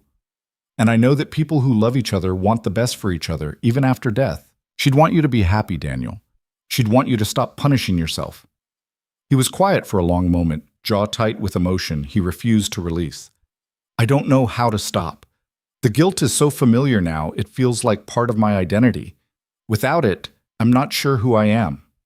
Lily emerged in jeans and a t-shirt covered in paint stains, oblivious to the heavy conversation she'd interrupted. Can Miss Hale stay for dinner? We're having spaghetti. Dad makes it really good. And Daniel looked mortified. Lily, we can't just invite... I'd love to, Victoria said before he could finish, if it's not too much trouble. It's just spaghetti from a jar. Nothing fancy. Even better, I can't remember the last time I had a home-cooked meal that wasn't prepared by a private chef. So Victoria stayed, helping Daniel in the tiny kitchen while Lily set the table with mismatched plates and enthusiasm. They talked about nothing important, Lily's school projects, Daniel's upcoming schedule change at the hospital, Victoria's struggle to cook anything more complicated than coffee. Normal conversation, the kind Victoria couldn't remember having since before her father died. The spaghetti was adequate, the company was extraordinary, and when Lily insisted on showing Victoria her room, decorated with posters of scientists and astronauts alongside typical 8-year-old clutter, Victoria felt something shift inside her. This was what life looked like when it wasn't built around quarterly earnings and strategic positioning. This was what mattered. As she was leaving, Daniel walked her down to where her driver waited, Lily watching from the apartment window above. Thank you for tonight, he said quietly. You didn't have to do any of this. I wanted to. Your daughter is remarkable, Daniel. You've done an incredible job raising her. I've done my best. Some days that feels like enough. Most days it doesn't. He paused at the car door. The board gave you 6 months to prove your new approach works. What happens if it doesn't? Then I step down and someone else runs Hale Industries. The company will survive. It always does. And you? I'll survive too. Maybe better than I am now, actually. Turns out there's more to life than corner offices and profit margins. She looked up at the apartment window where Lily was waving. Thank you for letting me see that, for letting me into your world, even though I know it terrified you. Still terrifies me, he admitted. You're dangerous, Victoria Hale. You make me want things I swore I'd never want again. Her heart stuttered. What kind of things? Things I'm not ready to name yet. Maybe things I'll never be ready for. He stepped back from the car, creating distance again. Drive safe, and thank you for making Lily's day. She'll talk about this for weeks. Victoria got into the car, her mind spinning with implications and possibilities she didn't dare examine too closely. As they drove away, she looked back to see Daniel still standing on the sidewalk, watching her leave, his expression unreadable in the streetlight's glow. Her phone buzzed. A text from Morrison. The hospital board wants to discuss a proposal with you. Call me tomorrow. And below that, from Daniel, sent minutes after she'd left. Lily says you're nice, Seitz. She's an excellent judge of character. Sleep well, Victoria. She read that message 3 times before responding with simple honesty. Your daughter is right about a lot of things. Good night, Daniel. The city lights blurred past her window as she headed home to her expensive emptiness, already missing the cluttered warmth of an apartment that measured wealth in love rather than square footage. Something was changing between them, something neither was ready to acknowledge, but both could feel building like pressure before a storm. And for the first time in her carefully controlled life, Victoria had no strategy for what came next. Just hope, fragile and terrifying, that maybe some risks were worth taking without guaranteed outcomes. That maybe some debts could be repaid through presence rather than payment. That maybe, just maybe, grace could be learned by those who'd spent their lives believing it didn't exist. Morrison's proposal arrived via email at 6 the next morning, detailed enough to suggest she'd been working on it for weeks. Victoria read it twice over coffee in her penthouse, watching dawn break over the city skyline while processing implications that felt simultaneously obvious and impossible. The hospital board wanted to create a community health initiative, a medical center in Daniel's neighborhood offering comprehensive care regardless of ability to pay. They were looking for private funding partners, and Morrison had specifically recommended Hale Industries as lead investor. The proposal included staffing projections, sustainability models, and a footnote that made Victoria's breath catch. Proposed medical director, Daniel Cross, pending credential review and personal agreement. She called Morrison immediately, not caring that it was barely 7 a.m. I was wondering when you'd call, Morrison answered without preamble. Before you ask, no, I haven't approached Daniel yet. I wanted your commitment first. You're asking me to fund a medical center that would essentially require Daniel to return to medicine full-time, to give up the invisible life he's built and step back into exactly the kind of responsibility he's spent 18 years avoiding. I'm asking you to help build something that matters. Whether Daniel chooses to be part of it is his decision. Morrison paused. But yes, I'm also asking you to be the person who makes it possible for him to have that choice. You wanted to learn how to contribute rather than control. Here's your chance. Victoria stared at the proposal, seeing not just budget projections, but the shape of what grace might look like when translated into concrete action. What's the timeline? 6 months to break ground if we secure funding. Another year to build and staff. Call it 18 months total before we could open doors. Morrison's voice softened. I know what you're thinking. That's a long time to commit to something with uncertain personal outcomes. But some investments aren't about guaranteed returns. Send me the full financial model. I'll have Marcus review it and get back to you by end of week. Victoria, I need to know you're doing this for the right reasons. Not because you're trying to obligate Daniel or buy your way into his life. This has to be about the community we'd serve. It is about the community, and it's also about finally using my resources for something more meaningful than quarterly earnings. Victoria watched sunlight paint gold across her windows. But you're right that my motivations aren't pure. I want Daniel to have the choice to practice medicine again if that's what he wants. I want to be the person who makes that possible, even if he never acknowledges it. Is that selfish? It's human. Just make sure you can live with whatever choice he makes. After they hung up, Victoria drafted a memo to Marcus outlining the investment proposal. By noon, she had preliminary approval from the finance team. By end of day, her lawyers were reviewing partnership agreements with the hospital. She moved through the process with the efficiency she'd always brought to business decisions. Except this time, the metrics that mattered weren't profit margins, but lives potentially changed. She didn't tell Daniel. partly because the project was still in early stages, mostly because she wasn't ready to face the conversation about what it might mean. They'd fallen into a comfortable pattern over the past 2 weeks. Occasional texts, brief phone calls where Lily monopolized half the conversation, one more dinner at his apartment where Victoria learned that burnt garlic bread tasted better than anything her private chef had ever prepared. But they hadn't addressed what was building between them. The careful distance Daniel maintained, the way Victoria's heart rate increased whenever his name appeared on her phone, the unspoken question hanging in every interaction about whether they were building towards something or just postponing inevitable separation. 3 weeks after Morrison's proposal, Victoria received an unexpected call from Elena Castellano, Raymond's wife. "Ms. Hale, I hope I'm not disturbing you. Raymond wanted me to reach out. He's being discharged tomorrow, and he'd really like to see you before we leave the hospital." Victoria's throat tightened with emotions she couldn't quite name. "Of course. What time works best?" "Maybe around 2. The doctors do their final rounds in the morning, and we're hoping to be home by dinner. Raymond he's been thinking about the accident a lot during recovery. He has things he wants to say." The next afternoon, Victoria found Raymond sitting in a wheelchair by the window of his hospital room, looking thinner than she remembered, but infinitely stronger than the unconscious man she'd visited months ago. Elena stood beside him, their daughter playing quietly on the floor with blocks. "Ms. Hale." Raymond's voice was steady, though she could see the effort it cost him to sit upright. "Thank you for coming. I know you're busy." "I'm never too busy for this." Victoria pulled up a chair, acutely aware of the weight of guilt she'd been carrying since that night on Riverside Drive. "How are you feeling?" "Grateful. The doctors say I'll walk again, maybe even without assistance, eventually. It's more than we dared hope for those first few weeks." He glanced at Elena, who nodded encouragement. "I wanted to tell you something before I left. I don't blame you for the accident. I know you blame yourself, and I understand why. But I need you to hear this directly from me. You didn't do anything wrong. Raymond, I made you take a dangerous route. You made a suggestion, and I accepted it. I'm the professional driver. If I truly believed the highway was necessary, I should have insisted.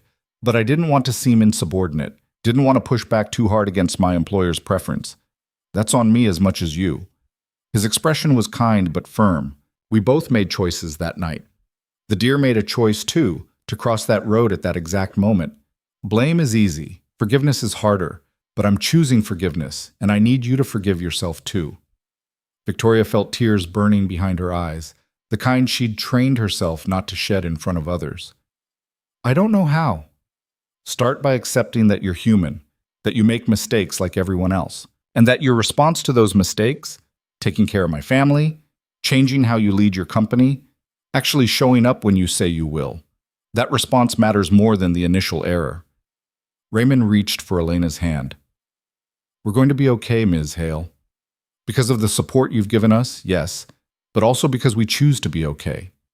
You have that same choice." After they left, Victoria sat alone in the empty hospital room, letting Raymond's words settle into places she'd kept locked for too long. Forgiveness. Such a simple concept, so impossibly difficult to extend to herself. She'd spent months trying to earn redemption through action, but maybe redemption wasn't something you earned. Maybe it was something you accepted when offered, even from yourself. Her phone rang. Daniel, which was unusual during his work hours. "Hey," he said, sounding stressed. "I know this is last minute, but Lily's school called. She's sick, probably just a stomach bug, but I need to pick her up and I'm in the middle of a shift change. My backup sitter is out of town and I'm completely stuck. Is there any chance—" He stopped himself. "Never mind. This isn't your problem. I'll figure something out." "I can get her," Victoria said before thinking it through. "Text me the school address. I'll bring her back to my place until you're off work." "Victoria, you can't just drop everything to babysit my kid." "Why not?" "You dropped everything to save my life. Let me do this." She heard him exhale, the sound of someone too exhausted to maintain his usual walls. "Okay, thank you. I'll text you the details and call the school to add you to the approved pickup list. I should be done by 6. 40 minutes later, Victoria walked into Riverside Elementary's main office to find Lily curled up on a couch in the nurse's station, looking miserable and small. Her face brightened when she saw Victoria. "You came. Dad said you would, but I wasn't sure because you're always so busy." "I'm never too busy for you, sweetheart." Victoria knelt beside the couch, pressing her hand to Lily's forehead. Warm, but not dangerously so. "Your tummy hurts?" "I threw up in art class. It was really embarrassing. Marcus would have been mortified." Despite everything, Victoria smiled. "Well, we're going to get you somewhere comfortable where you can rest and Marcus won't have to be embarrassed. My apartment has a very soft couch and ginger ale, which I've been told helps with upset stomachs." The drive home was quiet, Lily dozing in the back seat while Victoria made mental adjustments to her afternoon schedule. By the time they reached her penthouse, she'd canceled 2 meetings and delegated a conference call to Marcus, who'd sounded appropriately shocked that Victoria was leaving early for childcare. Lily's eyes went wide when the elevator opened directly into Victoria's apartment. "You live here? It's like a castle." "It's really just a lot of empty space trying to look important." Victoria guided Lily to the couch, grabbing blankets from the bedroom and the ginger ale she'd had her assistant purchase during the drive. "But it has good windows for looking at the city. You want to watch something on TV?" They settled in together, Lily's head on Victoria's lap while some animated movie played on the screen. Victoria found herself stroking the girl's hair absently, the gesture somehow natural despite her complete lack of experience with children. Lily dozed on and off, occasionally waking to sip ginger ale or comment on the movie before drifting back to sleep. At some point, Victoria stopped watching the screen and just observed this small person who'd somehow become important to her. Lily had Daniel's quiet strength even at 8, his tendency to apologize for needing help, his capacity for trust despite having every reason to guard her heart. She'd lost her mother before birth, grown up with only Daniel's love to shield her from the hardness of their circumstances, and still managed to be open and kind and hopeful. It was humbling, and it made Victoria acutely aware of how much she wanted to be worthy of that trust. Her phone buzzed with a text from Daniel. "How is she? Sleeping mostly. I think she's feeling a little better. Take your time. We're fine here. Thank you for everything. I mean it. I know you do. That's why I wanted to help." Daniel arrived at 6:30, still in his security uniform, looking exhausted and worried. Victoria let him in quietly, pointing to where Lily was still curled on the couch, now genuinely asleep rather than just dozing. "She's been like this for about an hour," Victoria whispered. "Fever broke around 4. I think she just needed rest." Daniel crossed to his daughter, brushing hair from her forehead with a gentleness that made Victoria's chest ache. "Hey, Lilybug, time to wake up. We need to get you home." Lily's eyes fluttered open. "Dad, Miss Hale took good care of me. She made me ginger ale and let me watch movies, and she's really good at head scratches." "I'm glad you felt safe here, honey. Can you stand? We should let Ms. Hale have her evening back." "Actually," Victoria said, "I was going to order dinner. You're both welcome to stay. Unless you'd rather get home." Daniel looked at her for a long moment, clearly trying to read subtext. "You've already done enough today." "I want to, please." So they stayed.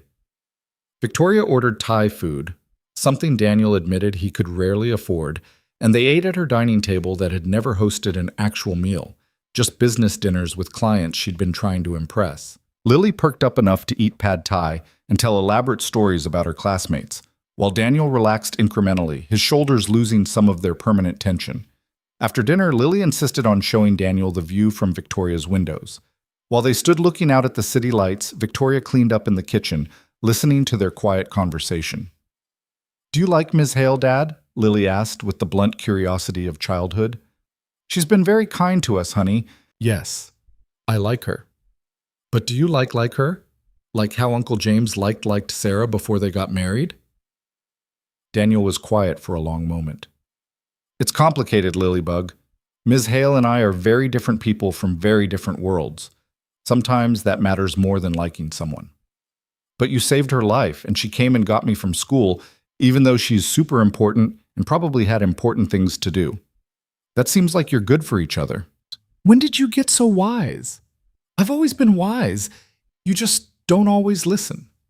Victoria heard Daniel's quiet laugh, the sound rich with affection and weariness, and something that might have been longing. She stayed in the kitchen, giving them privacy, her heart doing complicated things she had no framework to interpret. They left around 9, Lily fighting sleep in Daniel's arms. At the door he paused, looking at Victoria with an expression she couldn't quite read. "Thank you," he said quietly. "For today. For being someone Lily can count on.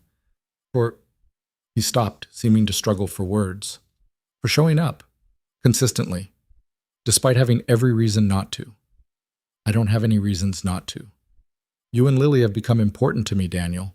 More important than I probably have the right to claim, but true anyway. Victoria."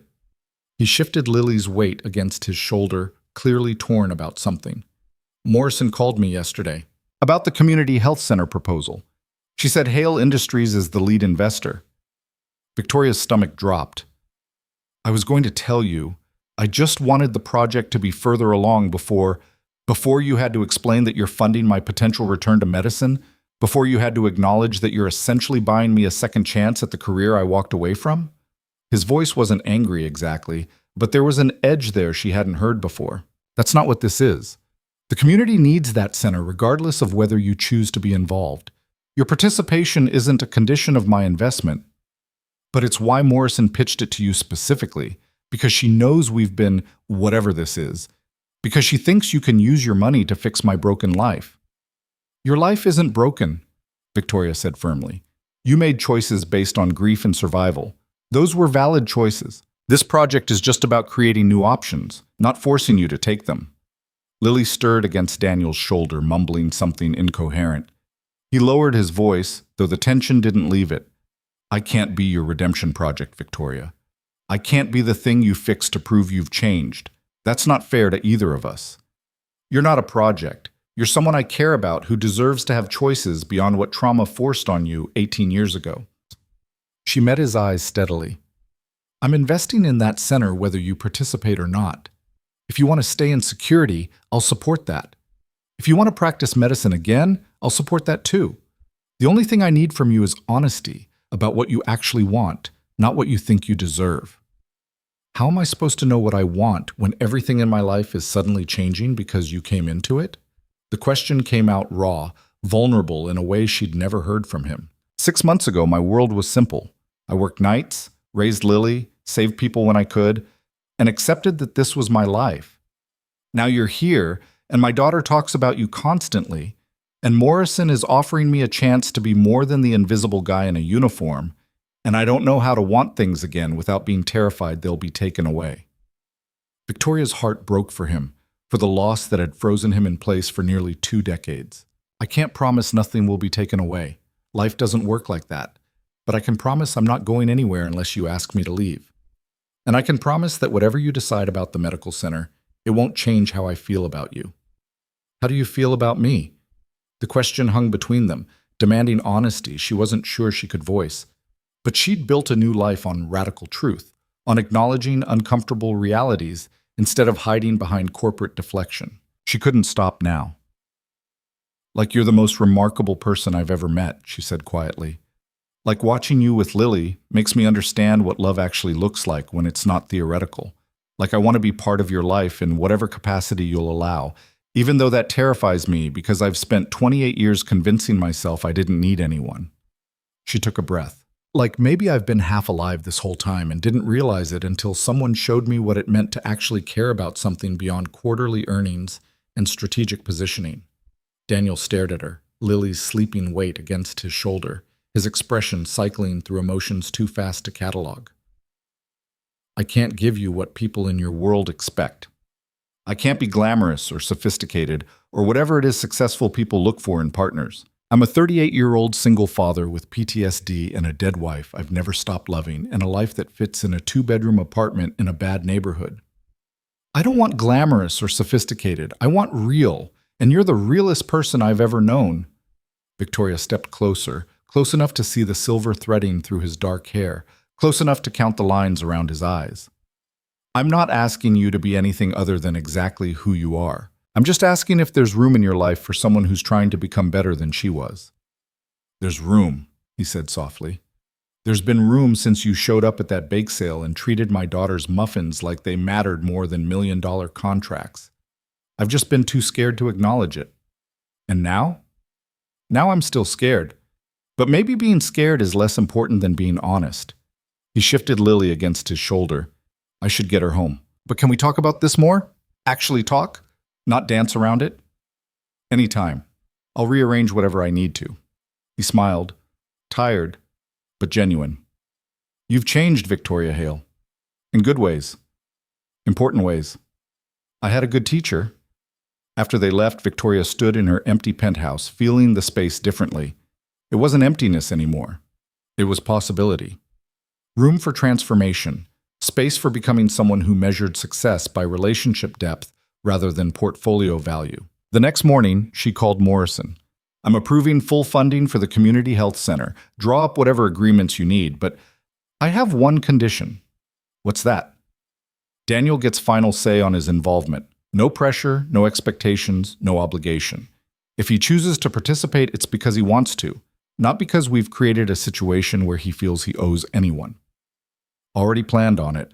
Despite what you both seem to think, I'm not actually trying to manipulate anyone's personal life. I just saw an opportunity to build something meaningful and knew you'd understand why it mattered. It does matter, more than I can articulate. The project moved forward with characteristic efficiency. By the end of the month, Hale Industries had committed $15 million to construction and operations, with provisions for ongoing funding based on community needs assessment. The announcement made headlines. Hale Industries invests in community healthcare access. And for once, Victoria didn't cringe at seeing her name in the press. Daniel didn't immediately commit to the medical director position. Morrison gave him space to consider, made it clear the offer remained open whenever he was ready to decide. Meanwhile, he and Victoria continued building whatever was growing between them, slowly and carefully, like people who'd both been burned learning to trust fire again. She started spending Friday evenings at his apartment, helping Lily with homework and learning to make meals that didn't require professional culinary training. Daniel taught her to see the neighborhood through his eyes, not as statistics about crime rates and poverty levels, but as a community of people doing their best with limited resources. She met his neighbors, learned their stories, began to understand why he'd chosen to stay here despite having options to move somewhere safer. This is where people actually need help, he explained one evening while they walked Lily home from the playground. The wealthy neighborhoods have resources. Here, people make impossible choices every day between rent and medical care, food and electricity. If I'm going to save lives, it should be lives that might not get saved otherwise. 4 months after the gala, Raymond returned to work on modified duty, coordinating transportation logistics from an office instead of driving. Victoria visited him that first day, nervous about seeing him in a professional capacity again. I'm glad you're back, she told him honestly. The company hasn't run as smoothly without you. I'm glad to be useful again, though I have to say, I'm impressed with how you've changed things around here. Marcus tells me you actually listen in meetings now, that you've stopped treating every decision like a battleground. I'm trying. Some days are better than others. Victoria leaned against his desk. I owe you an apology beyond the accident. I spent years treating you like furniture, like someone whose only value was following orders without question. You deserve better than that. Raymond smiled. We all deserve better than that version of you. But this version? She's worth knowing.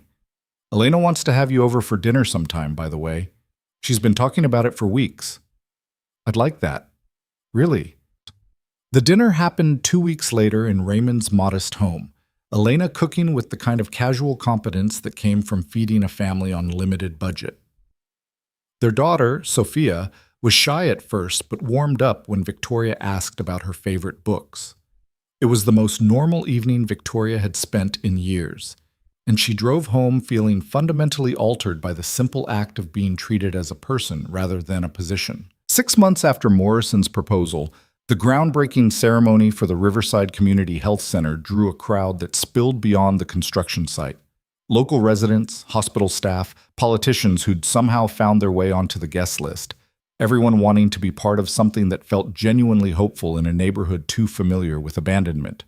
Victoria stood near the podium where Morrison was giving the opening remarks, scanning the crowd for Daniel. She found him near the back with Lily, both wearing their Sunday best, his expression carefully neutral as Morrison described the center's mission and funding. And now, Morrison said, I'd like to introduce the person whose vision and resources made this possible. Victoria Hale, CEO of Hale Industries and lead investor in this project, has demonstrated that healthcare access is not a luxury, but a fundamental right. Victoria? The crowd applauded as Victoria took the podium, her prepared remarks suddenly feeling inadequate for the moment. She looked out at faces representing the community this center would serve, saw hope and skepticism in equal measure, and made a decision to speak from her heart rather than her talking points. 6 months ago, she began, I nearly died in a car accident caused by my own arrogance and refusal to listen to good advice. I was saved by someone who expected nothing in return, who showed me that grace exists even when you don't deserve it. That experience changed me in ways I'm still discovering. It taught me that value isn't determined by wealth or status, that the people society trains us to overlook are often the ones keeping everything functioning while we take credit for their work. She found Daniel in the crowd, held his gaze. This health center isn't about my redemption or anyone's ego. It's about acknowledging a debt I can never fully repay. To the person who saved my life, to the community that raised him, to everyone who's been denied care because they couldn't afford it. We're building this because healthcare is a right, not a privilege. Because every life has equal value regardless of bank balance. And because sometimes the best investment isn't the one with guaranteed financial return, but the one that changes lives in ways spreadsheets can't measure. The applause was genuine this time, people responding to honesty rather than corporate platitudes. Morrison returned to the podium, introduced the architectural plans, and then dropped the announcement Victoria had been waiting for. I'm pleased to announce that Daniel Cross has accepted the position of Medical Director for the Riverside Community Health Center. Pending final credentialing, a formality given his extensive military medical experience, he'll be leaving hospital security to lead our clinical team in providing comprehensive care to this community. The crowd erupted. Lily was jumping up and down, clapping so hard her hands had to hurt. Daniel looked simultaneously proud and terrified, accepting congratulations from neighbors who'd known him for years without realizing his background. After the ceremony, after the politicians left, and the crowd thinned to people with actual investment in the project, Victoria found Daniel standing at the construction site's edge, staring at the skeletal framework of what would become his new workspace. Congratulations, Medical Director Cross, she said softly. He turned, and she saw tears in his eyes he wasn't bothering to hide. I didn't think I'd ever do this again. Didn't think I deserved to after failing Rachel. You didn't fail her. You made an impossible choice, and you've spent 18 years punishing yourself for it. Maybe it's time to forgive yourself and honor her memory by saving lives again. Victoria moved closer, letting their shoulders touch. She'd be proud of you, Daniel. I'm certain of that. I wish you could have known her. She would have liked you. Probably would have seen through your defenses faster than I did and called you on your nonsense with more directness than I ever managed. He smiled through the tears. She had this way of making everyone feel like they mattered, like their stories were worth hearing. You remind me of that sometimes now, the way you actually listen when people talk, like what they're saying has value. I learned it from you, from watching how you treat Lily, how you talk to your neighbors, how you showed up for me without expecting anything in return. Victoria took his hand, the gesture still new enough to feel momentous. You changed my life, Daniel Cross, not because you saved it that night on Riverside Drive, but because you showed me what it means to actually live instead of just achieving. I think maybe we saved each other, he said quietly. You gave me permission to want things again. To believe I could have a life beyond just surviving and raising Lily. That's not a small gift. Lily ran up then, practically vibrating with excitement. Dad, Mrs. Rodriguez says when the center opens, she wants to bring her whole class for a tour. And Mr. Chen from the grocery store says you're a hero and everyone's been talking about it. This is the best day ever. Daniel scooped her up despite her being almost too big for it, spinning her around while she shrieked with laughter. Victoria watched them, these two people who'd somehow become her family when she'd spent 28 years convinced she didn't need one, and felt something inside her finally settle into place.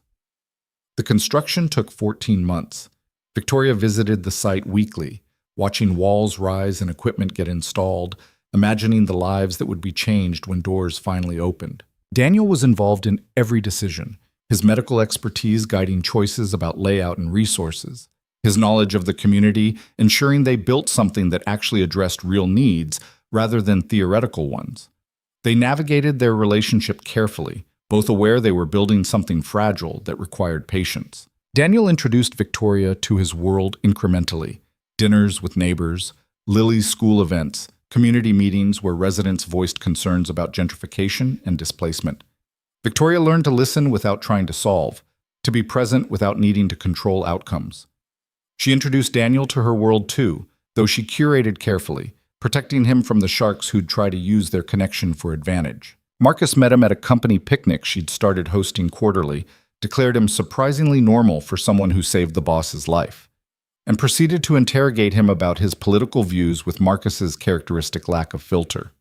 Morrison hosted them for dinner and spent the evening telling embarrassing stories about both of them, clearly delighted her orchestration had worked out. Elena and Raymond became regular fixtures in their lives, the four adults forming an unlikely friendship built on shared experience and genuine affection. Sophia and Lily became inseparable, giving Daniel and Victoria occasional evenings to themselves where they could pretend to be normal people on dates instead of the security guard turned medical director and the CEO learning to be human. The board's 6-month evaluation came and went with Victoria's position secure. Employee satisfaction scores were up 40%, retention had improved, and somehow profit margins had increased rather than decreased under her collaborative approach. Marcus presented the numbers with visible shock, having apparently expected Victoria's experiment in decent leadership to crater the company. Turns out, she told the board, when you treat people like they have value beyond their productivity, they work harder and stay longer. Revolutionary concept, I know. 2 weeks before the health center's opening, Daniel showed up at Victoria's office unannounced, looking nervous in a way she'd rarely seen. "Is everything okay?" she asked immediately, abandoning the contract she'd been reviewing. "Everything's fine. Can we talk? Actually talk about where this is going?" Victoria's heart rate increased, but she kept her voice calm. "Of course. What's on your mind?" Daniel sat across from her desk, the same position he'd occupied months ago when she'd tried to buy his silence about saving her life. How far they'd both come from that moment. "I'm in love with you," he said bluntly, skipping preamble entirely. "I've been in love with you for months, probably since that night at the gala when you showed up to Lily's bake sale like it was the most important thing on your calendar. And I'm terrified because the last time I loved someone, I lost her, and I don't know how to love without fear anymore. But I also know that fear isn't a good enough reason to pretend I don't feel what I feel." Victoria's breath caught. She'd known, of course she'd known, had felt it in every careful touch and lingering glance. But hearing him say it out loud was different, more real, more terrifying. "I love you too," she said, the words feeling simultaneously enormous and inadequate. "I didn't think I was capable of it. Thought I'd trained myself out of attachment so thoroughly I'd never get it back. But you and Lily showed me what I was missing, showed me that vulnerability isn't weakness, and that letting people in doesn't mean losing control. So where does that leave us? Because I need to know if you're in this for real, or if I'm a phase you'll move past once the novelty wears off." Daniel Cross, you are many things, but you are absolutely not a phase. Victoria stood, moving around her desk, to kneel in front of him, taking his hands in hers. "You're the person I want to build a life with. You're the father I hope my hypothetical future children have as their role model. You're the partner I want beside me when things are hard, and the first person I want to tell when things are good. I'm all in, completely, terrifyingly, irreversibly." He pulled her up and kissed her, the kind of kiss that felt like a promise and a question and an answer all at once. When they broke apart, both breathing hard, he rested his forehead against hers. "Lily's going to lose her mind," he said. "She's been planning our wedding since that first bake sale. She has a whole notebook full of ideas." "Then I guess we'd better start looking at venues." The Riverside Community Health Center opened on a Saturday in late spring, sunshine flooding through windows designed to make waiting feel less institutional. The lobby was packed with community members, hospital staff, local officials, and media covering what had become a feel-good story in a news cycle desperately needing one. Daniel stood at the podium in his white coat, the first time he'd worn one since Rachel's death, looking both confident and slightly overwhelmed. Victoria watched from the front row, Lily bouncing excitedly beside her, both of them wearing matching pride. "When Dr. Morrison first approached me about this position," Daniel began, My immediate reaction was to refuse.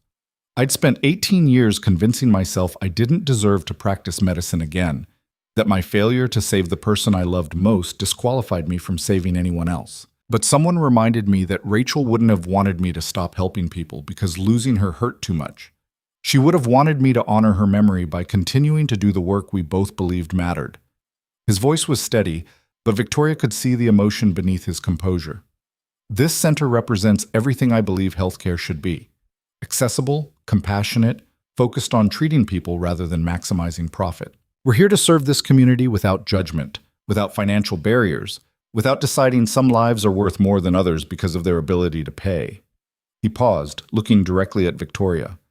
I learned something important over the past year. I learned that grace exists even when you don't deserve it, that people can change in fundamental ways if they're willing to acknowledge their failures, and that sometimes the most important thing you can do is show up for someone when they need you most. This center exists because someone showed up for me when I needed it, and then kept showing up consistently enough that I started to believe I deserved a second chance. The applause was thunderous. Daniel stepped away from the podium, and Morrison took over for the official ribbon cutting. But Victoria barely registered the ceremony, too focused on the man who'd saved her life, and somehow ended up transforming it completely. After the formalities concluded and the crowd dispersed into tours of the facility, Daniel found Victoria in the pediatric examination room, running her fingers over the cheerful murals they'd commissioned from Lily's art teacher. "So," he said, "about that wedding Lily's been planning. What about it?" "I was thinking maybe we should make it official before she stages an intervention. She's already asked Mrs. Rodriguez to make her flower girl dress." Victoria laughed, the sound genuine and unguarded. Are you proposing to me in an examination room? I'm proposing to you in the building we built together, in the community that brought us together, surrounded by everything we've both become since a car accident on Riverside Drive changed both our lives. He pulled a small box from his pocket, nothing expensive or elaborate, just a simple band that looked like it had cost him considerable thought rather than considerable money. "Victoria Hale, will you marry me?" She didn't hesitate. "Yes, absolutely yes." He slipped the ring on her finger and it fit perfectly, like everything about them that shouldn't have worked but somehow did. They kissed there in the pediatric exam room, starting there forever in a building dedicated to healing, surrounded by evidence that broken things could be repaired if you were willing to do the work. Lily found them 10 minutes later, took one look at Victoria's hand, and screamed loud enough to bring Morrison running. "It's about time," Lily declared. "I've been ready to be a flower girl for months. Can we have strawberries at the wedding? And can Marcus the rabbit be the ring bearer? And can we—" "Lilybug," Daniel laughed. "Maybe let Ms. Hale process being engaged for 5 minutes before we plan the entire wedding?" "It's Victoria," Victoria corrected gently. "Just Victoria. Or maybe someday Mom, if that's something you'd want." Lily's eyes went huge. "Really? You'd want that?" "I'd be honored by that." The wedding happened 3 months later in Riverside Elementary's gymnasium, the same place Victoria had attended Lily's bake sale, and started believing she might be capable of change. They kept it small, family and friends who actually mattered rather than business contacts who needed impressing. Raymond walked Victoria down the aisle while Elena dabbed at happy tears. Marcus the rabbit did indeed serve as ring bearer, carried by a very serious Lily in the flower girl dress Mrs. Rodriguez had made with loving detail. Morrison officiated, because of course she did, making jokes about stubborn people who needed to be forced together by elaborate schemes. Marcus gave a best man speech that was surprisingly moving despite his usual sarcasm. Sophia sang a song she'd written about families being made rather than born. But the moment that mattered most came when Daniel and Victoria stood facing each other, speaking vows they'd written themselves. "I promise," Victoria said, "to show up when you need me, to listen when you talk, to remember that love isn't about control or obligation, but about choosing each other every day even when it's hard. You taught me what it means to live instead of just achieve, and I promise to spend the rest of my life becoming worthy of that gift." Daniel's voice was thick with emotion when he responded. "I promise to let you love me even when my grief tries to convince me I don't deserve it. To build a future instead of hiding in the past. To show Lily, and any future children we might have, what healthy partnership looks like. You saved me just as surely as I saved you, and I promise to honor that by being present for whatever life brings us." They sealed their promises with a kiss that felt like coming home, like finding safety after years of running, like the final piece of a puzzle neither had known was incomplete clicking into place. The reception was loud and joyful, dancing spilling out onto the playground as the sun set over the neighborhood that had brought them together. Victoria danced with Daniel, with Lily, with Raymond, who was still learning to trust his recovering spine, with Marcus, who stepped on her feet enthusiastically while apologizing. Late in the evening, she found herself standing alone for a moment, watching Daniel teach Lily a complicated dance move, while Morrison and Elena cheered them on. This was her life now. Not perfect, not without challenges, but real in ways her old existence had never been. "You look happy," a voice said beside her. Jennifer, her assistant, holding a glass of champagne and smiling. "Really, genuinely happy. It's nice to see." "I am happy. For the first time in longer than I can remember, I'm exactly where I'm supposed to be." A year later, the Riverside Community Health Center had served over 15,000 patients, many receiving comprehensive care for the first time in their lives. Daniel ran the facility with the same quiet competence he brought to everything, assembling a team that shared his commitment to dignity over profit. Victoria continued leading Hale Industries, but with priorities fundamentally reordered. Profit still mattered, but not more than people, not more than making choices she could defend to Lily when she asked why. They bought a house in Daniel's neighborhood, big enough for the family they were building, but modest enough to remain part of the community rather than separate from it. Lily thrived with 2 parents and a stability she'd never known before. Raymond returned to full health, eventually resuming driving duties for Victoria, but on terms that respected his judgment and expertise. Morrison became their daughter's godmother and favorite dinner guest, never missing an opportunity to remind them she'd orchestrated their entire relationship. On the anniversary of the accident, Victoria and Daniel drove to the spot on Riverside Drive where everything had changed. The guardrail had been repaired, the road looked no different than any other stretch of pavement, but standing there together felt significant.